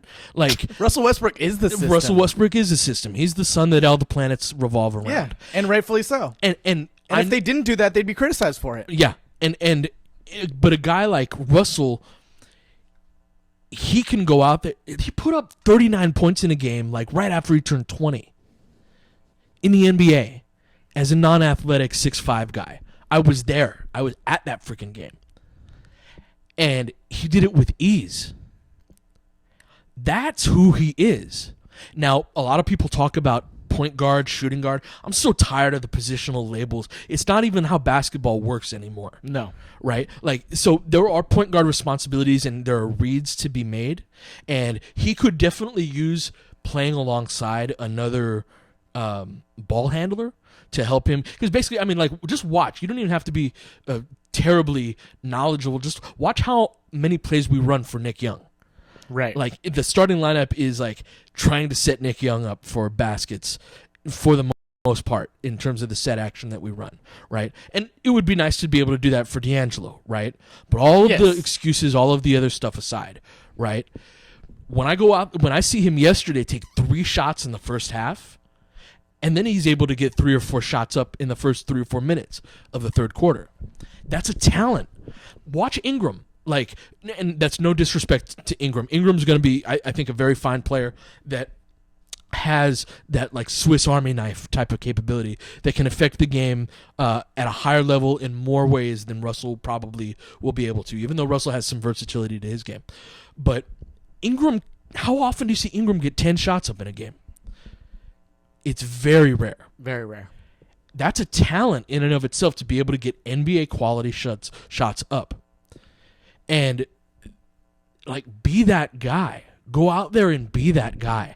And I would love to see him go 5 for 20 in one of these games. Sure. I will be all over Twitter standing for him if he does. Sure. This 1 for 3 in the first half bullcrap, or 1 for 2 in an entire game, or going 4 or 5 games without taking 10 shots is ridiculous. And it's like watching a tiger try to be a wildebeest.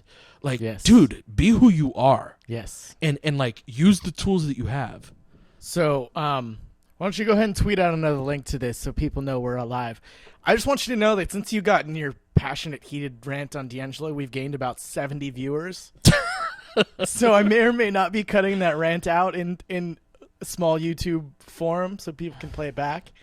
And then I'm going to take a comment rather from the YouTube chat room to incense the flames even more, where dude over here said that D'Angelo Russell is nothing but a supercharged Kendall Marshall. Get out of here with that crap, man. You don't know what the hell you're talking about. Respect to you for enjoying our stream, but dude, come at it for a little bit. The whole reason I started the Laker film room stuff is to, like, cut this garbage out, right? Like, let's talk basketball and, like, we're outside of 4th grade. Yes. Like, it's okay if you don't think D'Angelo Russell's going to be good, freaking come correct. Come with something harder than Kendall freaking Marshall or Derek Fisher 2.0. Like, get the hell out of this this YouTube live or whatever it is, and, like, go to some other freaking channel where you can leave your dumbass YouTube comments for whoever you need to. Like, he's playing like garbage, and I'm going off on him for the last 10 to 15 minutes, right? But with your Kendall Marshall 2.0 crap, like, freaking write that on a chalkboard. Yo, like, is it because they're left-handed? Because that's hashtag analysis? Like, what are you trying to say, man? Like, and I'm pointing one dude out in the chat, and there's lots of crazy comments in here. You guys have fun, enjoy talk your trash, but, at the end of the day, you got to really judge these things with a mindful eye. You got to judge what's there, what could be there. I want to respect your. So if you follow me on Twitter, you know that I I will talk to you. Anybody who reaches out to me, I will reply to you. I will not talk down to you. I will not condescend to you. Like, I'm here to talk hoops, but freaking come correct. Whatever your, and we all have different like experience levels with basketball and understanding of basketball. And I'm not gonna be like, oh well, I know so much, and who are you to talk to me? But like, try harder. You know what I'm saying? Word. Like, try harder. Go watch Stephen A. Smith or freaking Skip Bayless or someone like that if you want to come with Kendall Marshall 2.0 ridiculousness. Go look up Kendall Marshall's freaking numbers. Go to basketballreference.com, because I know you've never been there before. Basketball-reference.com, right? And see what that dude did in his career. And the only time he ever did squat was on our Mike D'Antoni team that inflated every point guard stats from Steve Blake to Kendall Marshall to Jeremy Lin Sanity, to even Steve Nash. James Harden, right? As soon as he gets there, right? But I'm tired of that way, and the whole reason I started the Laker Film Room Live stuff is so that we could have some decent discussion about, like, just a space for it. I'm not saying that I'm right all the time. And like, when I make the videos, like for the draft prospects, I'm not doing it so that it's like, oh, and Lonzo Ball is going to be this type of player. I don't know. There's a bandwidth, right? He could be this. There's a low end and there's a high end of what he could be. I'm trying to be informative, not predictive. Yes. And what I want in return from the people who tune in to me is, like, you do your best as a basketball fan to understand the game better. And I'm always here as a resource to ask questions to, whether it's on the YouTube comments are harder to get to, but hit me up on Twitter, right? Yep. At Laker Film Room, and I will almost always respond to whatever question that you have, whatever idea that you have. Hey, why aren't the Lakers doing this more? But that's the type of space that this is. And if you don't like that and you want to come with your freaking hot takes of Kendall Marshall 2.0, there are a dozen other Laker places that you can go. All right? That was great. And honestly, just you don't hear us criticize players too much as far as like their busts, right? We don't qualify it that much. We're about to start the third quarter, but just be cool, everybody. Have a good measured head. All right, Bledsoe's going to bring up the left side of a handoff to Booker. They're going to do a drag screen with Chandler. Oh, good defense from Black, but Chandler's going to bounce it to Booker in the corner. Booker's guarded by Black. He's going to entry into Chandler on Young. Cut to TJ Warren, and Randall fouls him driving the lane.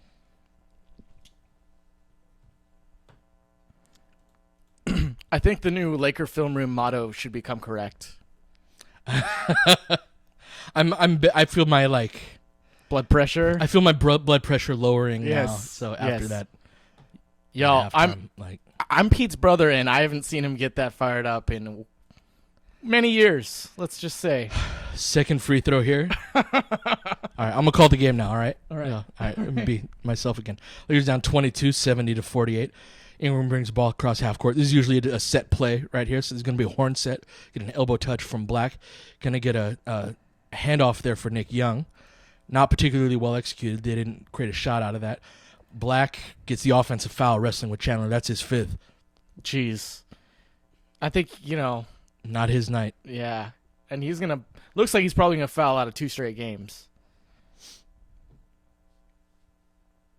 Yeah, I got Zubats ready to check in for Tarek.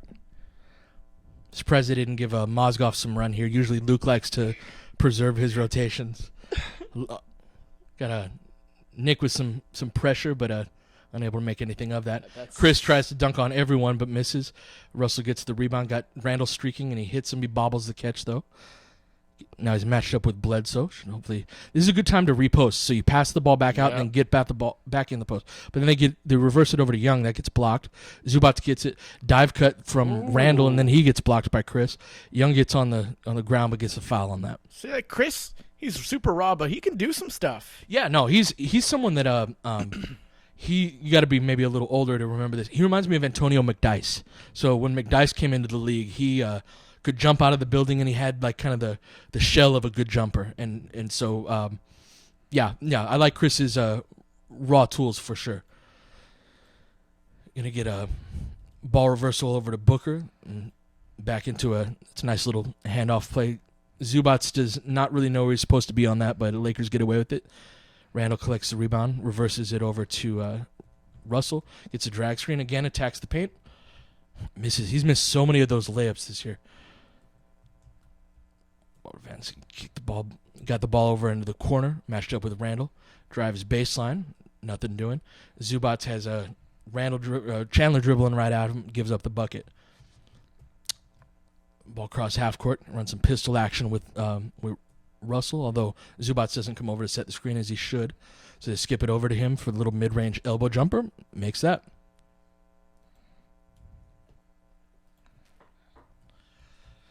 We've got 10 minutes left if you're trying to sync on SoundCloud. Ball reversal up top. Got a Young playing a little more ball pressure on Booker, which is good, pushing him out, his catch out a little bit farther. But they're going to try and exploit Zubats in the pick and roll. This is, again, what we're seeing, what we saw in the first half is with Zubats in the game, they're trying to run him.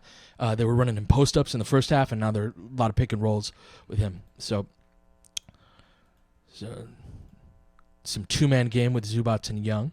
Zubats is going to want to hand that off to Young. Gets a clean look for the three, but he misses wide right. Chandler collects the rebound, outlets over to Bledsoe. Bledsoe crosses half court, matched up with Russell. Going to get calls off the step-up screen, get a drag screen instead from Chandler. Nice little step back, but Russell stays with him. Then it flows into a handoff. And good tag by Randall on the weak side. Nice job, Randall. All right, push, Run push, that lane. push. Run that lane. Good B. Little you Euro go. step. There it is. Oh, Oof. gets that block, but Young collects the rebound. And he didn't get fouled on No, that. he didn't. He just bobbled that. Play Lakers on. blew an opportunity. Booker shoots on the closeout. Ingram gets the rebound. Get Zubats on There this. it is. Oh, Bobbles the. But he gets the foul. Gets the foul on the body. Sorry, I get caught up in my fan emotions with the. Yeah.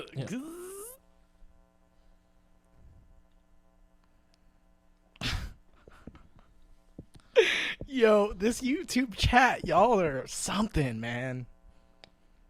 Marquise Chris is LaFonso Ellis without the talent? What does that even mean?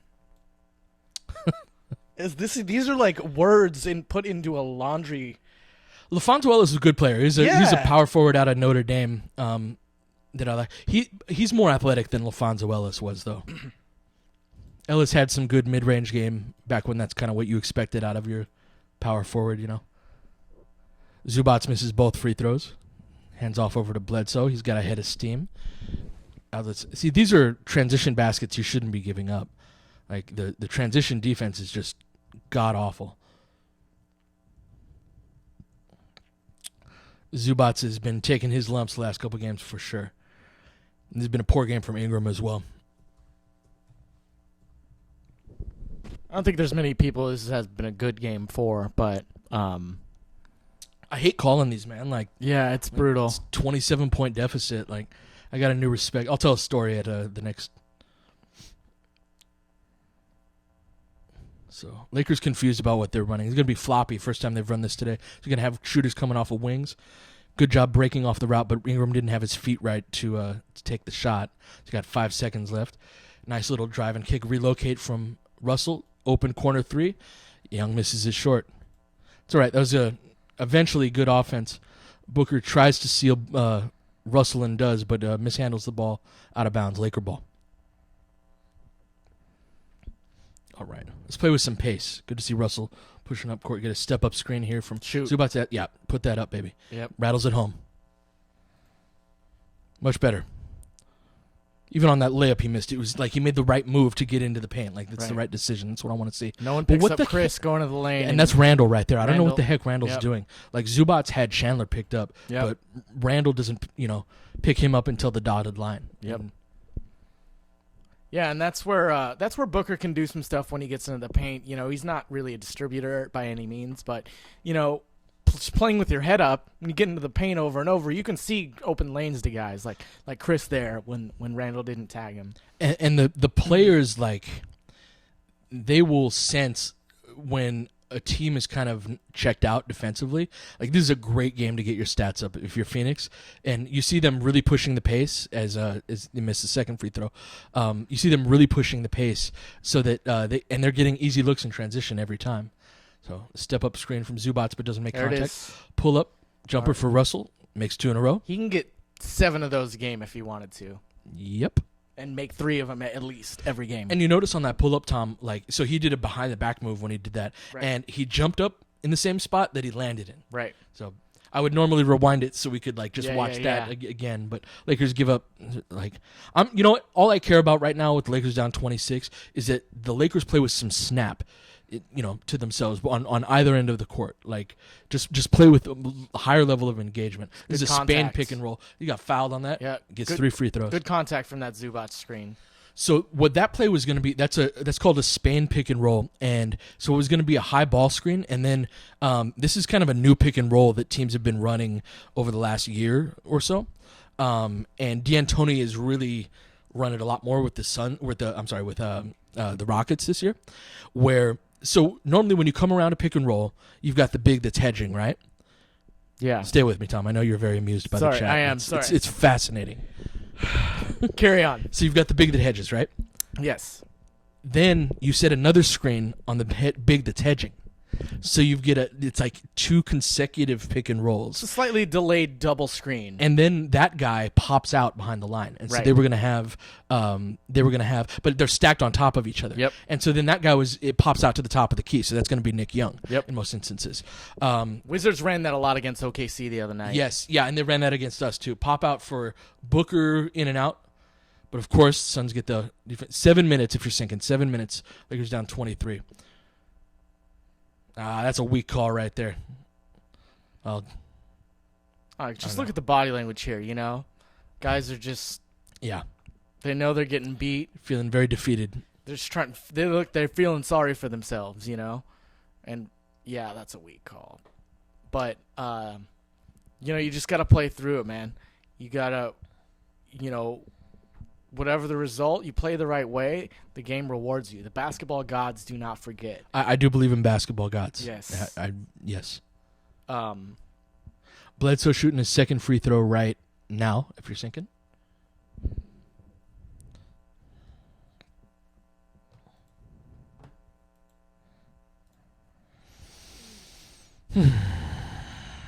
Lissai. Don't Hold on. We'll talk next time. Got Russell Cross in half court.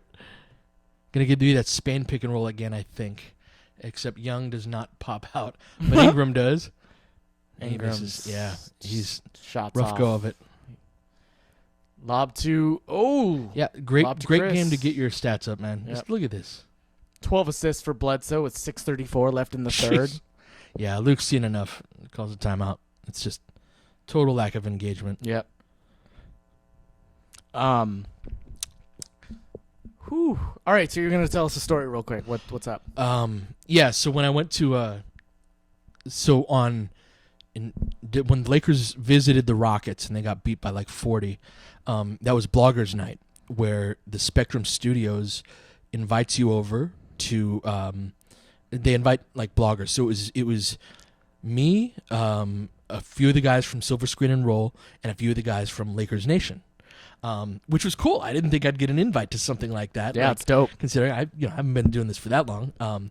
And it was really cool to meet some of the other guys. Some of them I knew, some of them I didn't. We had a pretty sweet after party afterward that was, liquor and beer and cigars and no women because we're Lakers bloggers. So, anyway, but every single so the Spectrum people were great. They were just super hospitable, and the hosts, I kind of expected everybody to be a little bit like, oh, geez, bloggers, right? And I don't even know if that's the correct description for what we're doing, but no, everyone was cool, and I can't tell every part of this, but James Worthy was freaking hysterical, and him and every other person that worked on the show, we had a little room where we were watching the game in, and he would every one of them poke their head in do you believe we have to go on TV now and talk about this crap? So, James, what are you seeing out there? Right. It was dude, it was 134 to 96. Yeah, and it was all that. game. It was just a beat down. Yeah,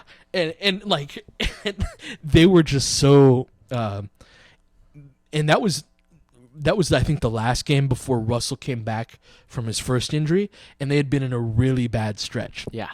And so even the studio talent was totally defeated, but everyone was super cool. Chris McGee was really like, he's a hardcore Laker fan. Like, it's not an act or just a job for him. Like, he we were all cussing and yelling at the TV, watching the game together, and it was cool. All right, we got more hockey subs, probably the last we see of the starters, I would imagine.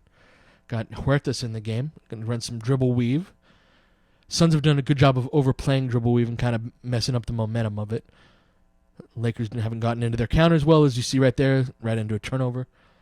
Lakers are in the penalties, so the Suns are going to shoot 2 free throws with 6:18 left.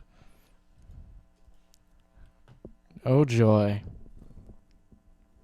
A user named Magic's Twitter wants to know if anyone knew who you were. So at the at the Spectrum studio, a couple of the guys did. We had gone out to a bar, and I had met like their head of social media, and we really hit it off. And we kind of went on a 1.5 mile drunken walk that was not intentional, and that's always a good time for guys to bond, right? Is like drunk walking 1.5 miles in West LA or something, like to some. We were trying to find this MMA fight that we thought the bar was like a block down the street, and it was not even close. And so, yeah, we really hit it off. But aside from that, nobody there did. But at the Defenders game, there were a few of the Laker people that knew who I was and asked, like, hey, and I tweeted out that I was going. And, obviously I don't use my real name. Lou makes a layup. Sorry if you're listening on SoundCloud. We're on garbage time with 6 minutes left in the third. Yeah, a couple of the people that worked for the Lakers there at the Defenders game actually asked about me. Like, they asked Harrison, like, hey, do you know Laker Film Room? I heard he's going to be at the game tonight. I'm like, I'm like a excited, schoolgirl at that. So, yeah, I've had some contact with the Laker organization, and I've been encouraged to apply for a media credential. What? Yeah, which I haven't mustered up the courage to do yet. And there's no guarantee that I would get it, but I've gotten from a few of the media people, like, yeah, I think they'll approve you, and a couple of the people that work for the Lakers, like, I'm not the decision maker, but I think they'll approve you. So yeah, I know our fans would love that. We can get more access, but it's intimidating. It's like asking the prettiest girl at school to the prom. For sure. But I've gotta suck it up and do that, because I mean that's a damn right. That gets me into the locker room, and yeah. That gets me into the press conferences and all that. So get a zipper cut from Lou into a high ball screen with Nance. Get him going left. Nice entry pass, I think, into Dang. Lou cannot catch and shoot. Why can't he just go up with it? But he attacks Booker. Hits a little floater. Can't get too mad at him because he knows what he's doing better than I do. But have you noticed that he never like catches the ball and just goes up with it? He has to pump fake, or force himself to fade left. Right. Yeah. But yes, I have noticed that, and he's less successful when he does. Yeah. All right, Chris is gonna take on Luol on the post because nice little up and under, but Luol doesn't bite and he gets the block. Clarkson passes half court, pushing the pace. He's going to go all the way to the rim. Get Nance. Nance kicks out to Lou for a catch and shoot, and he drains it. And as he goes completely straight up with it, right? Make a liar out of me. One motion. And it's only 28, guys. 61-89. Yeah, that's 64 now. That was 64. They didn't 64, yeah. 64-89 with 4:55 left in the third. So what it do, YouTube comments? What are you guys talking about over here? Long live the tank. People are excited about the media credential. I mean, there's no guarantee on it, but yeah, of course. And here's the thing: is like, I couldn't give two craps less like how well D'Angelo Russell and Nick Young are getting along, or any of that stuff. Like, you put it really well, Tom. And when we were kind of building the site, is that like we're looking to talk basketball, not basketball narratives, right? Yes. And so I would love to be able to talk to Casey Owens or Jesse Murmas or Luke Walton about like. And I'm going to have to navigate it in a way where, like, I can't sound like I know more than them, because I don't, for one. Right. And, like, you can't just walk into a situation like that and be a douche and be like, you were running motion weak earlier in the year and now you're not. I think that's because you're setting your cross screen too late. Like I can't be an ass about it, but I do want to ask questions along those lines. You feel me? Absolutely. It's basketball questions, right? What do you think? By the way, go look up this video of Russell Westbrook and Greg Popovich is the most savage interview in sports because they get horrible questions. Yeah. Right? So, Coach, tell me, what did you see out there? Yeah, right, exactly. And that's the sort of thing, like, I couldn't do that. Like, I couldn't do that without eventually being a dick about it. So, 10 guys played basketball. Right, and that's why Popovich is the way that he is. But I get it. And they're saints for doing that because it's every night in every city. Of course. Like, and then, 3 times a game during the national TV games. Right. Now, if you go to Greg Popovich and you say, hey, I noticed you guys really had some success, putting DeMarcus in the Zipper series, or excuse me, LaMarcus in the Zipper series against this matchup, and he was great at hitting the whatever pass outside. If you ask him a question like that, it's like, is that something you went into the game focusing on, or did that reveal itself within the game? Well, if you ask Popovich that, he's still going to be a dick. But, sure. But he will respect you. Yes. He will, obfuscate your question. Right, yes. And you're like, I like you. Yes. Maybe if you asked him to compare his team sets to wine varietals. Yeah. That's a good angle. You might get an answer. I'm going to need your help with this. Yes.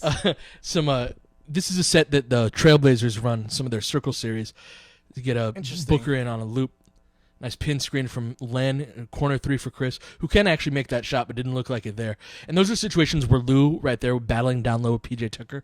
Like, you'll never see that on the box score, but that's where Lou really hurts you. He's just not a very big dude, and he can't, do much on those situations.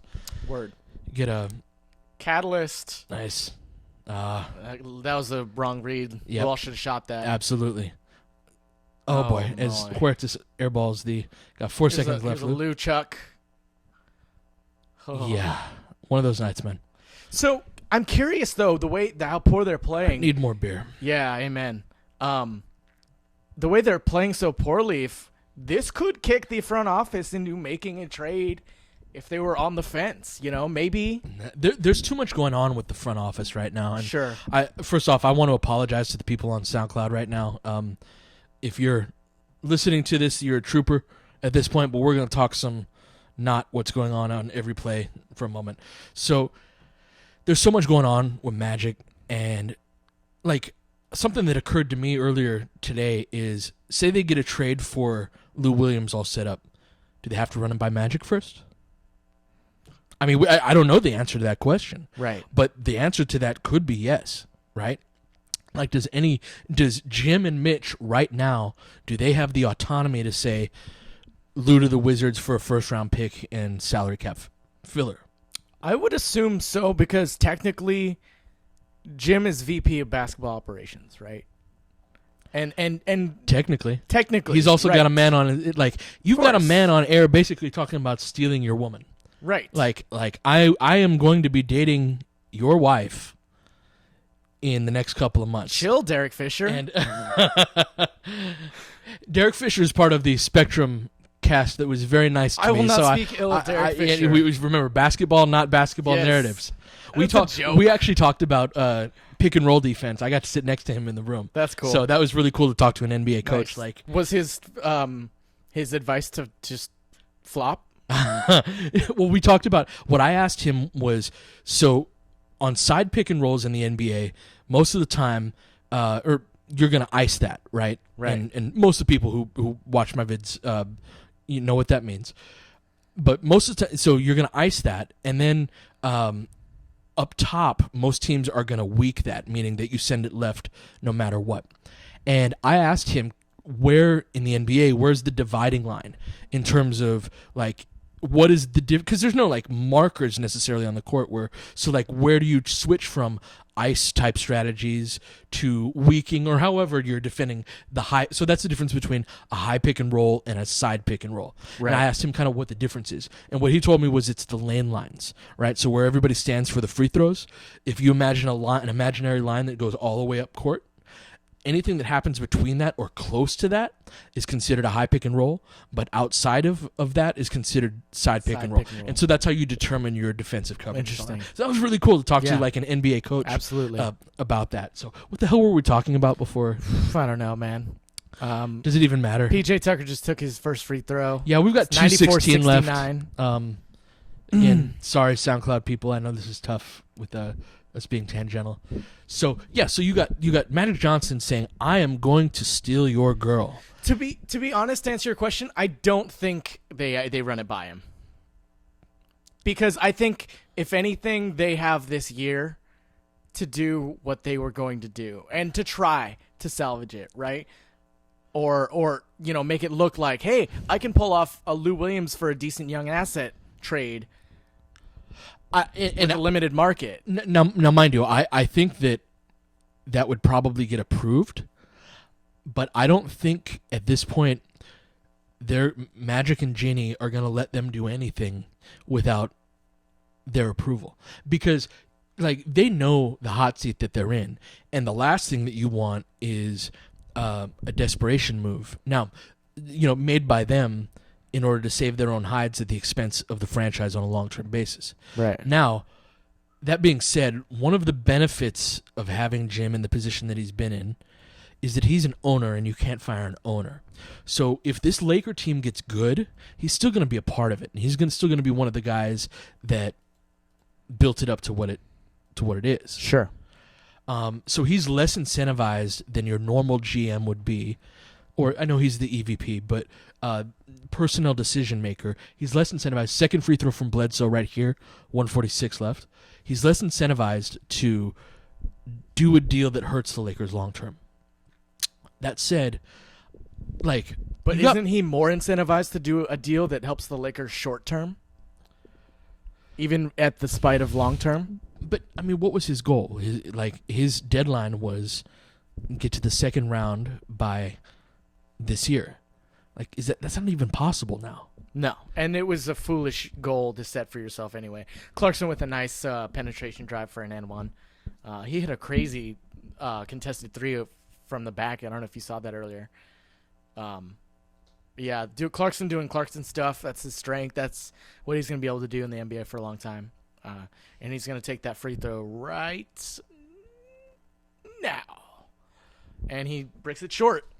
Rebound to Bledsoe, who's probably got about 13 or 14 assists right now. Yeah, let's see. Eric Bledsoe, master distributor. Right. He's 18 and 12 right now. Yeesh.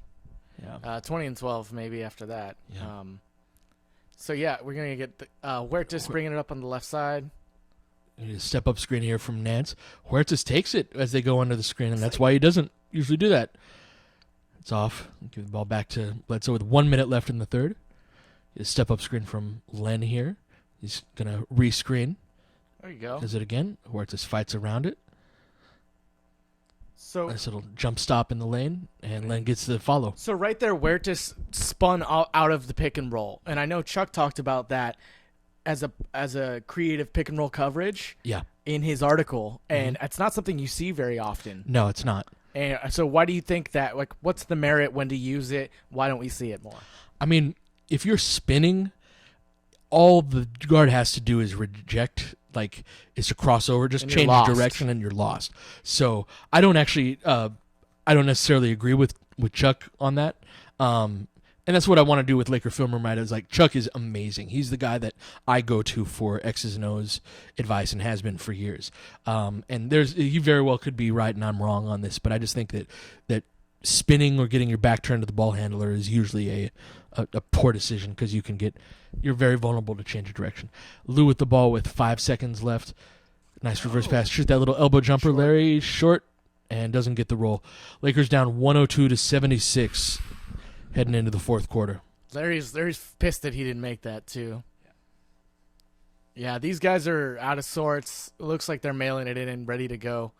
Looks like they got their Cancun vacations planned already. And that's been the case the entire game. Yeah, and the last two games really. They looked pretty lethargic last night too. Yeah, despite the comeback. Last night it was more the first unit. The first unit was garbage, and the second unit, they brought They brought the energy at the very least.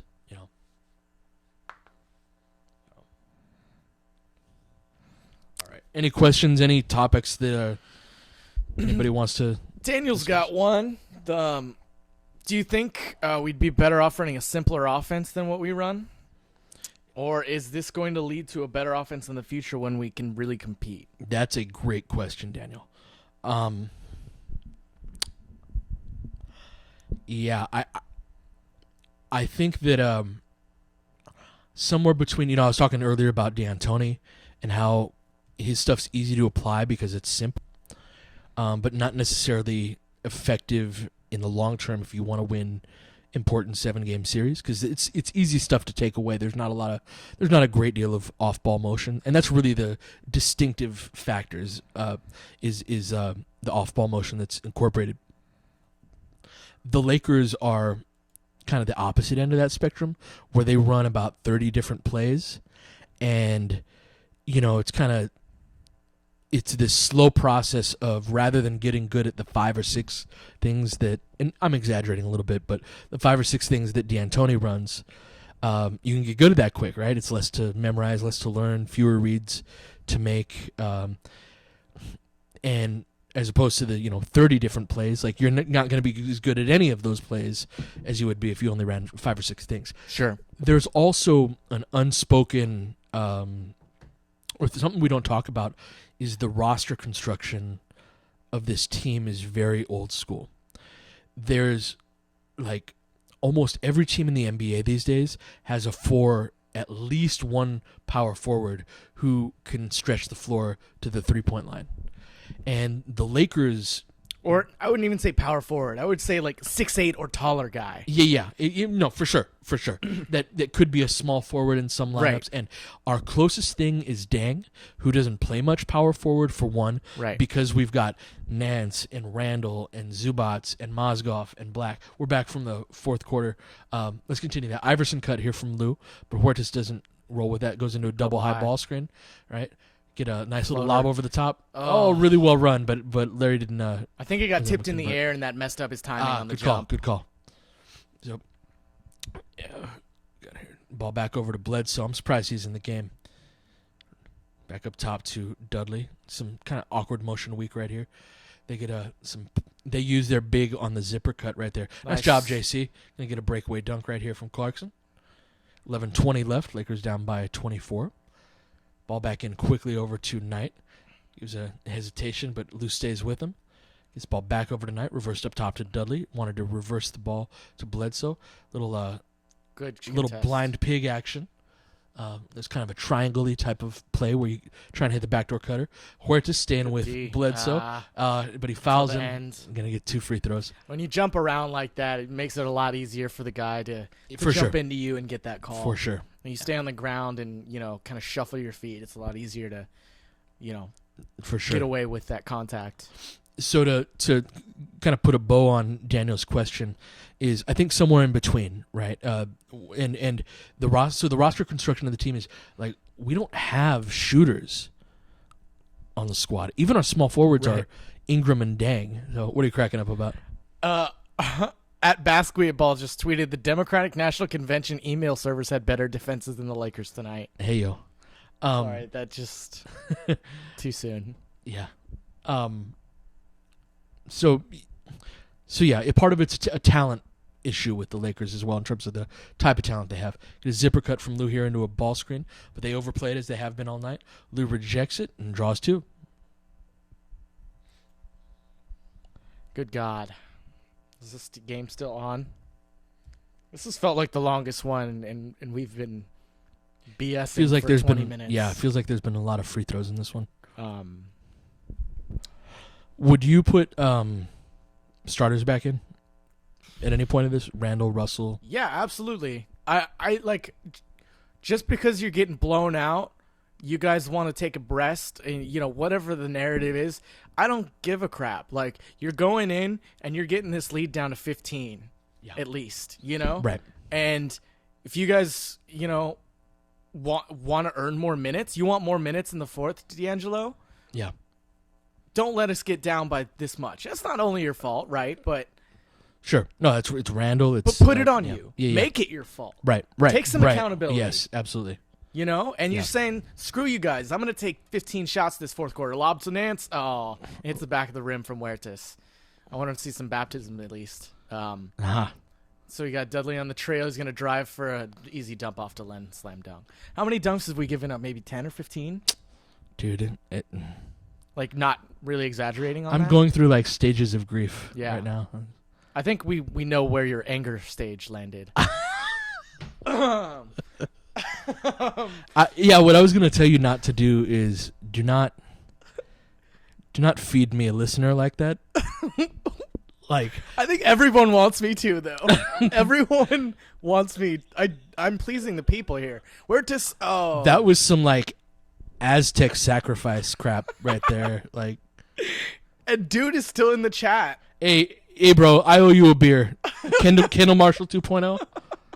You let me know who you are, man. Let's catch a game together. You're a freaking trooper for sticking around, and I appreciate the rant that I went on, and the fact that you're still around is what I appreciate. Respect to you, man. And like, if you ever need to talk some smack to me, you are more than welcome to. I mean, you're wrong, but I respect. Yeah, you. you're still wrong, and you're still a jackass for Kendall Marshall 2.0. But I respect you. But anyway, to kind of get back to the question you asked, I think it's an important one. You know, do you rest these guys? Like, this game's over. Like, yeah, if you're the freaking Cavs, you do. Right. You know, getting Kyrie and Love and LeBron extra run when it's not necessary, it doesn't make any sense. When you have guys that are 20 and 21 and 19 years old, yeah, absolutely. These minutes matter. Yeah. And it goes for if you're blowing a team out or if you're getting blown out. Right.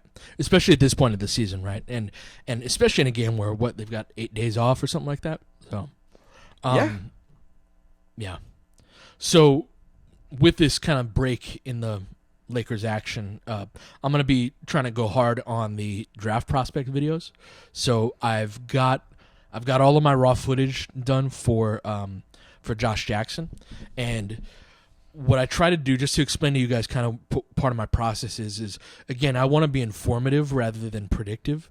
So it's not like Josh Jackson is the blank guy on the board, right? And I've got Fultz here and Ball here and Isaac, whatever, right? Like, that's totally for you guys to, like, what I want to provide is like the ingredients for you guys to cook with, right? So yes, when you watch one of my videos, I want you to have a deeper understanding of every individual component of a player's game. And when you come out of that, and then it's on you, just like I'll do, right? Then it's on you to go, well, I value this more than I value that, right? Like, you know, if Lonzo Ball can't or isn't particularly good at pulling up off of the pick and roll for pull-up jumper, like, I think that's a fact.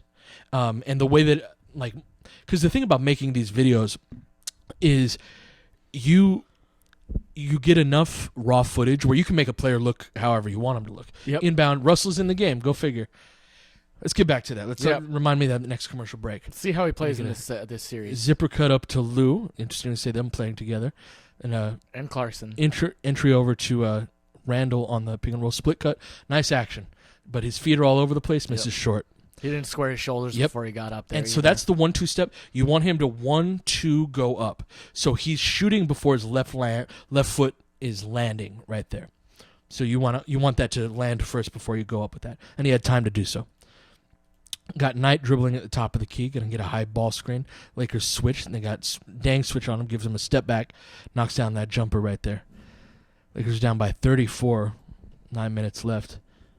Get that step-up screen from Randall. Just play hard here, guys. Get an entry pass, and then a down screen. Clarkson with the 3 makes that. All right. Okay.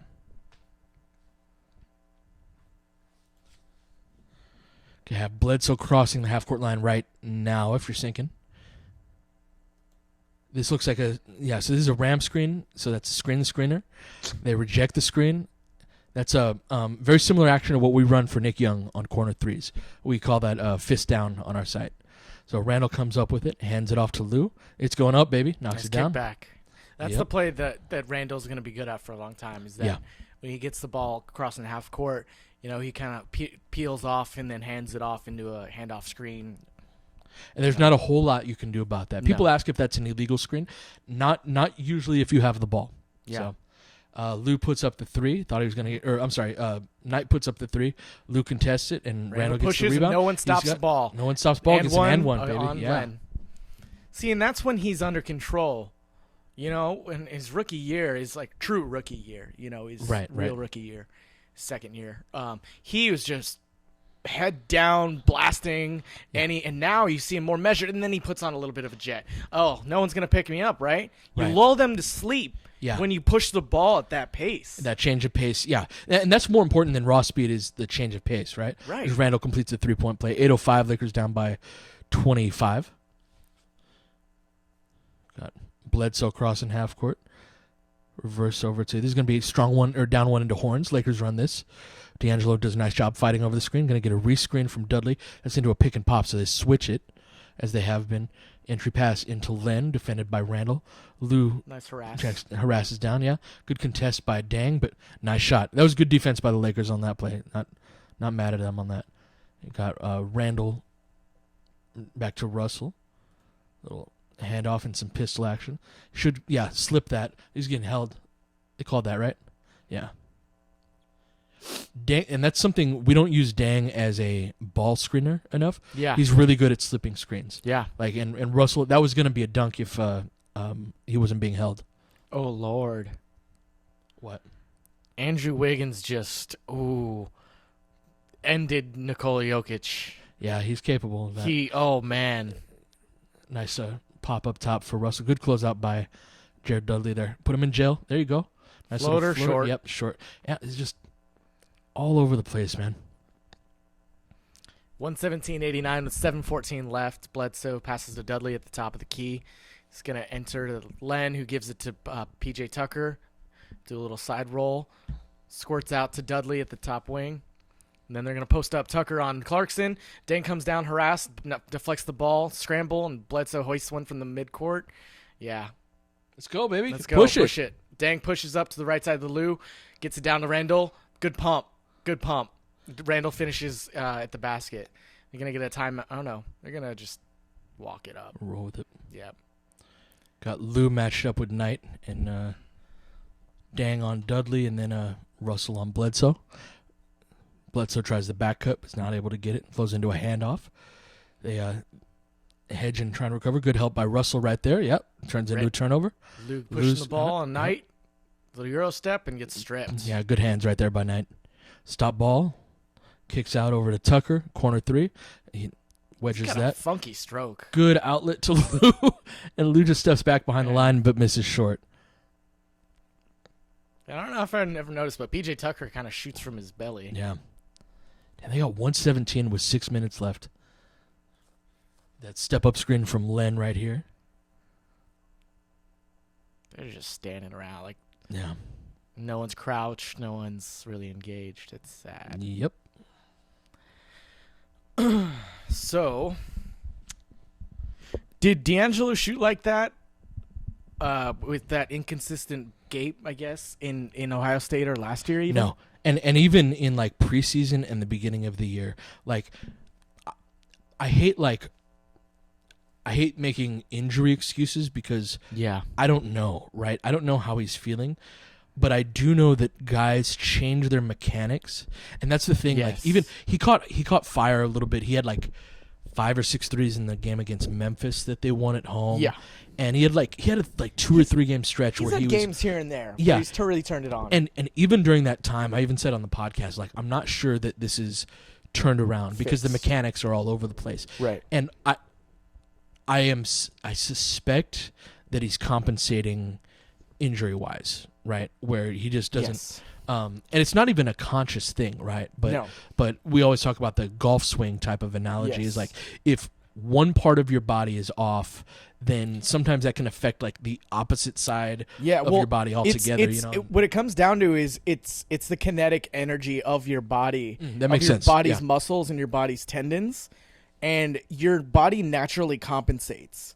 That's something that I'm a fantasy football nerd too, and I listen to Stefania Bell from ESPN talks about when you have any kind of back injury or leg injury, it's going to affect the upper or lower back or the other leg. So Right. because it's compensating, it's overworking itself. Yeah. And that makes sense to me as an explanation. And of course, you can't, say for sure, but it makes sense to me in seeing how his legs are inconsistent. Well, and that's the thing. Like, if I told you or any of you listeners before the season, like, that arguably the biggest issue in D'Angelo Russell's game for much of the season is going to be that he's not shooting well. Like, how low would that have been down on your list of concerns? And it still is for me in the long run for him. But he is mechanically not shooting the ball correctly. And that's why you're going to get these inconsistent and overcompensations. And so until he fixes that, that's going to remain the same. Yep. Now, is he going to be able to fix that? With the way he's feeling or whatever it is, I don't know.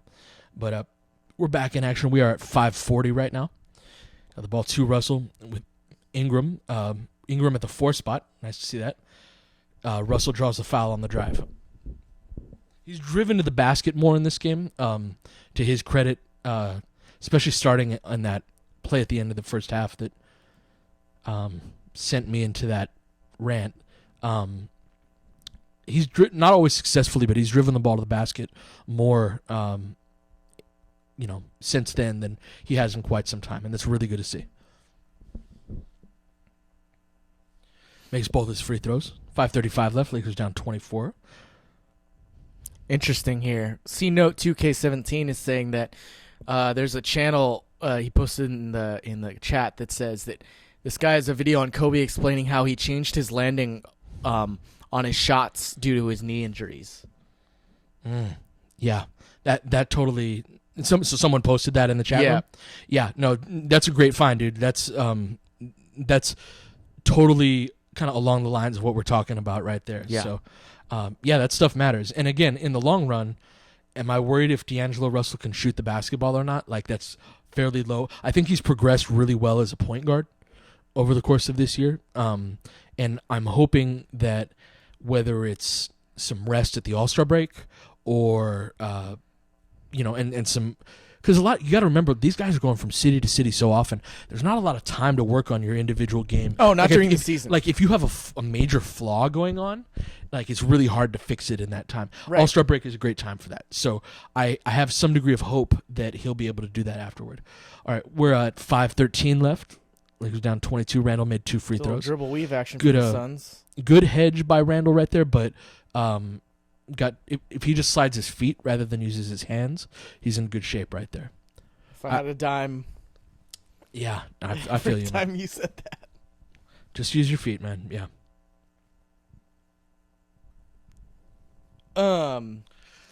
Knight comes off the ball screen and hits a mid-range jumper, but it looks like they called offensive foul. Illegal screen, I think, Yep. right there. 5:07 left. 117-95. Suns have their C team in right now. Got Tyler Ennis defending Russell. Wouldn't hate to see him get some post touches just for the sake of getting him post. And it looks like they're running down or not. Yeah. Okay. No, it's into some two-man game. They don't exploit the post. There But, you go. Gets to the bucket. Yeah, it's a wrong read, though. Yep. Russell gets that blocked, and then it's a layup on the other end for Knight. It's all right. Keep getting reps. I don't care. Get the young guys some time and minutes. Ingram slips that. That's a nice read. Good ball Nice fake. pump fake. Yeah, but he gets fouled Yeah. going to the line shooting too. Good ball fake right Yeah. there. See, it's plays like that where I've been a little worried about Ingram the last few games because he just looks all kinds of out of sorts with his footwork on his jump shots. Even when he catches and shoot, he kind of has to gather Yeah. in his before he releases. And but- ideally, you want to do that before right? you catch the ball, so you Right. got your feet right, so you can just go up with it. Yeah, because the closeout's coming, But plays like that really highlight his advanced kind of awareness of how to move the defense. Right. When he goes to the lane, that simple pump fake gave him an extra step to get to that foul. Yeah. All right. Suns have the ball. Ingram hits 1 out of 2. He tags Rollman hard, but Nice pass.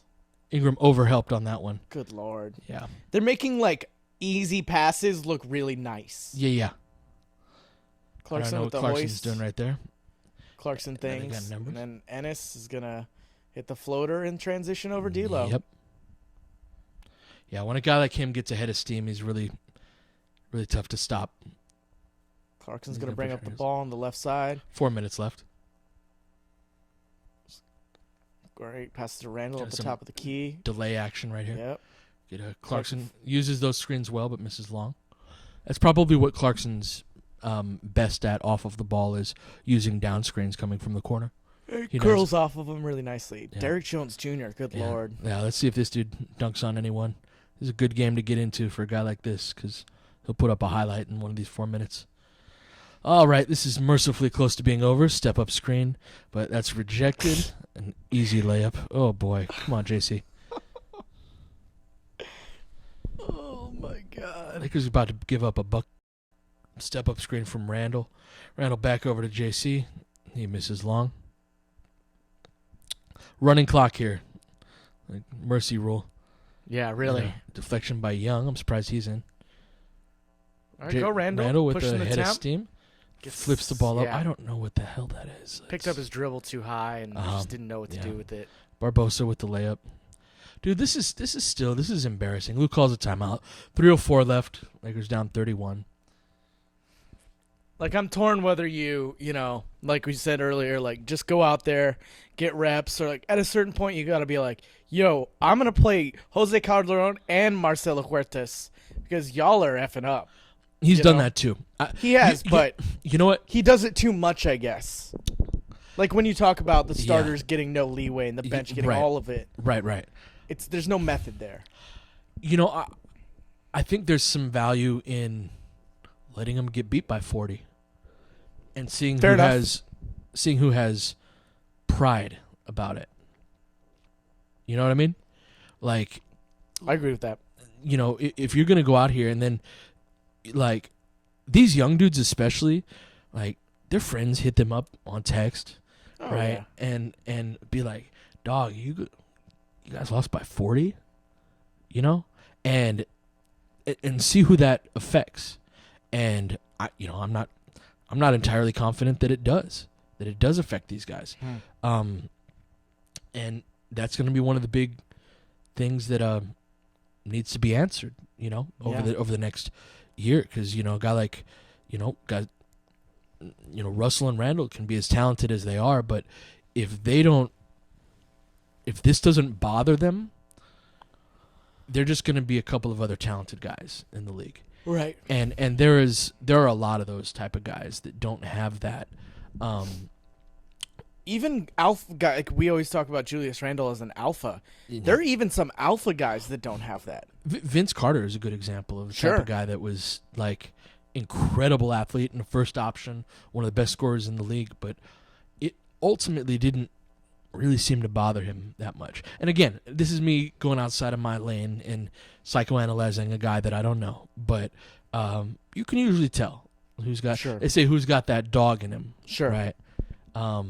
And that's a big concern that I have from all of our players, and it manifests itself in different ways. Is Randall wants the last shot as we're coming back from the break. We're inbounding. If you're syncing up, we're inbounding now to Russell. Let's get back to that. 28 assists for the Suns, season high. This is a team that did not move the ball well. No. Got a horn set. There's going to be a 45 pick and roll.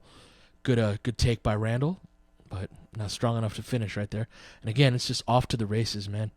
Knight Good with test, good block by Russell, yeah. but again, just guys not getting back to clean up the mess. Jones gets the follow-up dunk.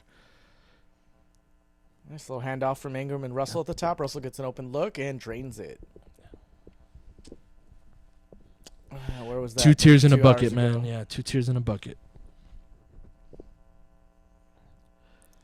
And then no one's even rotating, getting Yeah. lobbed back door from freaking Ingram's. Derek This has been the Jones. worst effort game I've seen from Ingram this year.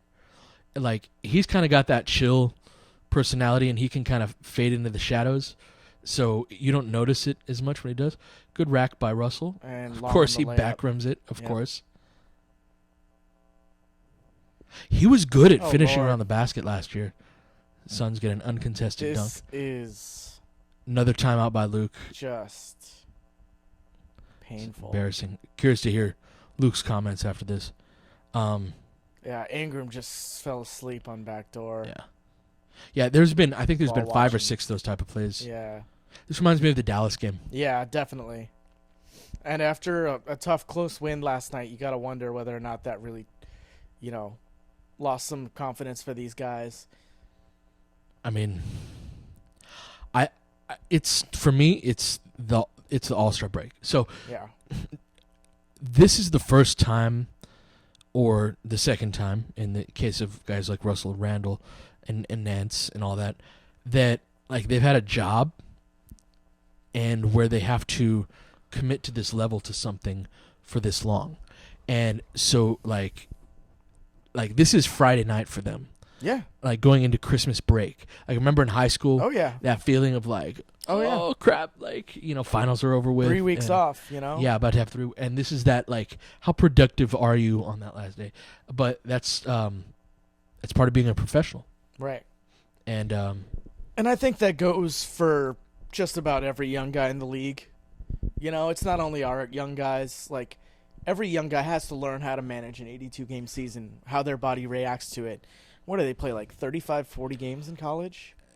yeah, 35, if you're a really good team and make Yeah. the tournament and all that. And And they're spaced apart.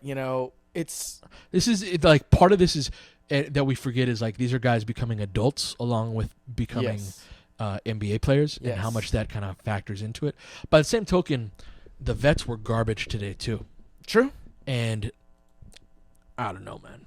Like, of the vets in terms of personality, Tarek Black is kind of like the grown-up in the room. Yeah. And he's, 25? Yeah. I mean, Luol was made of his presence in the locker room, and that's all well and He's good. too quiet, and he's not good enough anymore. That's what I was gonna say. Is that that's all well and good, but when you're an aging role player, it's hard to really command a room. Right. Yeah, it's like Meta. Like, right. Meta is like the class clown more than he is. Right. And no disrespect to Meta. I know he does, he works with the young guys, and but he's not a basketball player. He's not an NBA player anymore. And so you're not like going to war with these guys anymore. Yeah. Push. Oh, come on, dude. Randall with the fadeaway. Lord. Back rims that. Clarkson gets whistled for the foul. Lakers about to give up $135 to the Suns. Is there anybody listening to this right now? Oh, yeah. We have about almost 200 people. What the hell are you people doing? They love us, man. I love you guys. You guys are Stick freaking around. awesome. Like, we are still dropping some knowledge despite this atrocity in front of us. so check me out. That at some point, in our lifetimes, Lakers are going to be good again, and we're going to enjoy the hell out of it. And part of it is going to be, it's going to feel especially good because we watched the Lakers lose 135-99 to the Suns on some nights. Yo, on the real, these are the times where real fans are made. Y'all Yeah. can chirp all you want about how you don't like the young players, but you care, Well, at least some of you. Man, Some of you guys are just anybody trolling. who's listening right now is a diehard fan. Anybody who's watching this game right now is a diehard fan. Like, you got my respect. Even Kendall Marshall 2.0, like, dude, like I said, I apologize, and you guys got my respect for watching this. We care more on a night like this than the players did, and that's sad to say. But I'm also, I don't know, man. I try not to take it, from one night to the next too hard. This was a tough game for me.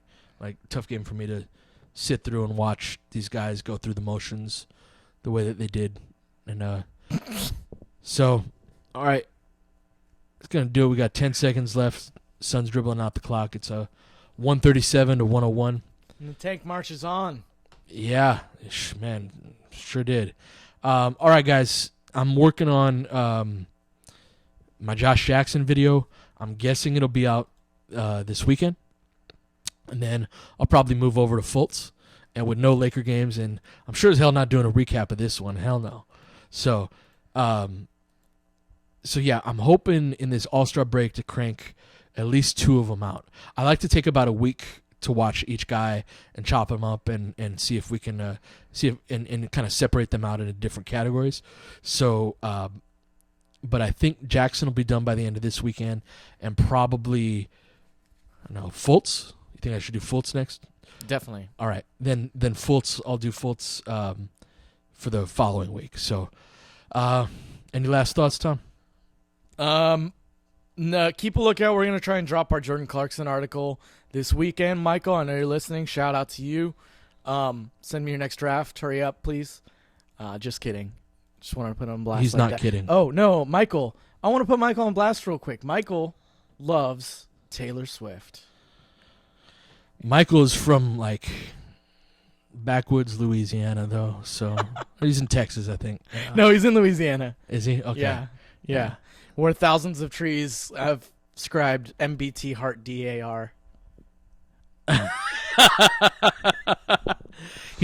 If Michael screams in the forest about Russell's minutes, and there's no one there to hear him? Yeah, he does it on his Twitter. Yeah. Love you, bro. All right, man. Let's get the hell out of here. Let's get out of here. Hey, you guys are great. Thank you for joining us. We'll hopefully do this first game back. If not, the game after that. So enjoy have a good your night, Wednesday, guys. Bye. Bye.